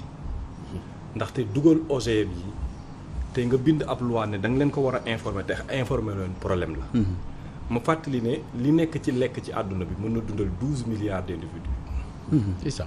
terewul 1,3 milliard de tonnes d'aliments mu ngi yàqu waaye 900 millions de personnes ñu ngi dee wax xiif. te lii di yàqu mën na dundal ñooñu. kon solution bi mooy xool politique bu structurel ba loolu di yàqu. mën a ñëw ci ñi nga xam ne moom mooy dem ci ñun. absolument suñu béykat rek seen soble saa nga yàqu ci àll ba ak seen i ji. voilà ñu fexe nag ba lii am Inde xaru yi Burkina Faso problème mousse OGM kii dëggal moustique OGM yi. li nga xam ne moo am Argentine ci xale yi nga xam ne. nekk ci wetu tool yi di defar OGM di am ay malformation loolu gëstu ko rek ba ñu trouver solution bi day gën. waaye it pour terminer pour faire plus simple loolu mënoo ko réussir tant que amoo. ay ñu lay jiite gëm li ngay def. pare pour dee ndax li ngay def. est-ce que dégg nga mu baax. gëm li ngay def. pare pour dee ndax li ngay def. ndax nag dëkk. da ngay defar waa dëkk bi defar dëkk bi. boo njëkkee defar dëkk bi nag waa dëkk bi. waa dëkk bi dañuy dem bàyyi la ak dëkk bi. ni ngay mujjee mooy ñëw fii li ci dëkk bi di wax problème moom dëkk bi. jërëjëf Alpha looy tàggatoo Aliou. waaw man li may wax mooy. ma alerté waat encore tuuti rek baykat yi sama mbokk baykat yi. ne OGM yooyu daf ci am yoo xam ne bu ñëwee sax ñoom duñ ko mën a bay problème lay nekk ci ñoom parce que li muy soxla ci ndox. dafay bëri te loolu aussi jar na souligner. li muy soxla ci ndox day bëri ba nga xam ne su nawet bi xawee ñàkk ndox tuuti rek. mu yàqu te am na ci yoo xam ne aussi dafay gaaw a ñor. su gaawee ñor tamit su ndox mi ñëwee yàq ko. parce que dugub ñun xam nañ ne par exemple tey soo bayee sa dugub mu teel a ñor balaa nawet bi di pare soo ko góobee am nga problème. parce que soo ko góobee ci mu tooy nga ngat ko day tàkk loolu moom ñun xam nañ ko. tàkk lay def soo ko ngatul. encore bàyyi ko ci biti mu yàqu. ok te ñoom li ñuy indi day gaaw a ñor. soit day parce que day bëgg ndox mu bëree bëri kon nañ xam ne bëri na technique yu ci nekk yoo xam ne maîtriser guñ ko ñun. baykat yi maîtriser wuñ ko xamuñu ko donte ñoom xam naa bu ñu ñëwee dinañ indi seen i bagage pour jàngal ko nit ñi ak nangam. waaye nañ xam ne daal mënul indi lu dul problème. ok kese lay indi. li Alpha Diallo wax nag loolu lay dëggal nit bu fekkente ne en tout cas ñun ci loolu lañ nekk mooy jaral nañu lu nekk parce que. ñun xam nañu ne Monsanto képp ku menacé seen intérêt luñ mën pour éliminer na dañ ko def. fagagal ban façon fagagal. façon bu nekk parce que. xam nga wax na ko léegi dinañ fexe décrédibiliser la. nga xam ne ñu wax kii li muy wax day fen. wala ñu indil la ay problème wala fu ñu mën a jaaree pour indil la ko. am nañu parce que am nañu doole am nañu xaalis. waaye suñu réew mën nañu koo jaral. wala nga toog ca hall. jërëjëf waaw looy tàgg looy wala nga tàggatoo. toog ca hall aéroport Orly. wala Charles de Gaulle. laaj café. waaw mi ngoog. ñu jox la café ba ngay naan ki la koy jox xamoo kan la. mu ngi ci hall bi. serveur la. tu vois quelqu'un xamoo ko xamula mu jox la café nga naan ko. ñibbi si fii. kon projet bi toll na leen foofu. romb na foofu. ay milliards dollars mu nekk. mais Ouganda. ok bi journalistes yi demee bëgg a xam. li nga xam ne ñu ngi koy expérimenté foofu. dañ leen menacé de mort. dañ leen rey waaw loolu voilà donc loolu kon lu nekk la leen jaral kon daal. waaw maa ngi sant. jërëjëf waaw temps bi xoj nañu Assane dañ ñemoo. on dit toujours Sénégal ñoo far. ñu ni neen la. moi je demande au président Macky Sall solennel dara jaru ko fi moom yàlla da ko sàkk président yàlla daf la sàkk nga am juddu am dund am dem yàlla na yéex te rafet. ni la kaa ñaanalee nii noonu laa waxee noonu la lay waxee aw sunu président ne ñun bi noo xeex en 2012. pour nga toog c'était pas pour ça. il a le temps de rectifier qu'il rectifie encore. ok jërëjëf maa ngi lay remercier Alpha. sëñ Aliou maa ngi lay remercier Papa Assane maa ngi lay remercier bu baax a baax professeur maa ngi lay remercier di jégalu ci voix bi nag parce que waaw xam nga rek mais nag bon forcé nañu ñëpp pour ñu mën a ñëw def émission di wax ne rek lii aussi damay interpeller député yu ko voté parce que bu ñu déggee lii ñiy gëstu ci ba xam ci les tenants et les aboutissants toog ci plateau bi wax ko leeral ko kon am nañu mission xam ne lii aussi bu fekkee ne moom la ñu promulgué moom la ñu jël parce que xam ne carrément lii moo nekk ci OGM yi yaakaar naa ne lii daanaka lu doy waar la maanaam war sa askan la ci lu haute trahison waaw soriwul haute trahison parce que loolu laa gëm ma jàpp waxal sa député yi ne leen Monsanto fay na 80 millions de dollars bu ko Cour suprême américaine teg ok pour benn nit boo xam ne retraité la boo xam ne cancer la ko teg 80 millions de dollars ok moom koy jeexal na parce que bi ñu testé OGM yi gis nañu presque ay ci ay raa ñu kaño yu bëri yoom dañu développé ay mbir kon nag yaakaar naa ne problème souveraineté la problème bu doy waar la li ñu ci wax rek mooy woo ñi jiite réew mi ñu xoolaat loi bi ñu mën a baykat aussi mën a yeewu lii ñu mën koo dindi ci réew mi et puis ñu bañ lu ñu tubaab bi indi rek ñu daal di koy jël utiliser ko suñu njiite ñoo war a am fulla am fayda gu mat sëkk ci mën a ba Afrique mën a demal boppam mais lu tubaab bi indi rek ñu voté ko aussi loolu danger la ci réew mi xam naa bu jaree deuxième numéro sax nañu xool nuñ koy defee di gërëm bu baax a baax assistance bi Abdou Aziz Fall di suma réalisateur nekk ci ginnaaw def liggéey bu am solo maa ngi fay seen aussi Cheikh Tidiane Ndiaye moom mooy chefu technicien yi fii ci kër gi Pape Samba le caméraman di ko ziar bu baax a baax di ko gërëm ak Balde aussi Pape Modou le jeune caméraman def liggéey bu am solo aussi ak monteur yi fi nekk ñoom Ndiaseek ñoom Mbarka aussi mi ngi gis na seen naa ko fi léegi gars yi bëri ñu ngi def liggéey bu am solo mais coordination bi aussi ci Oustaz Assane Diouf maa ngi koy gërëm bu baax a baax ak Moustapha Diop aussi ci liggéey bi ak accompagnement bi mi di gërëm Sénégal yëpp di bàyyiloo xel yëpp ñu ci émission bi na ci ñëpp tirer ay enseignements pour ëllëgu Sénégal pour suñu avenir aussi asalaamaaleykum wa rahmatullah beneen émission li ci dëkk bi jërë ngeen jëf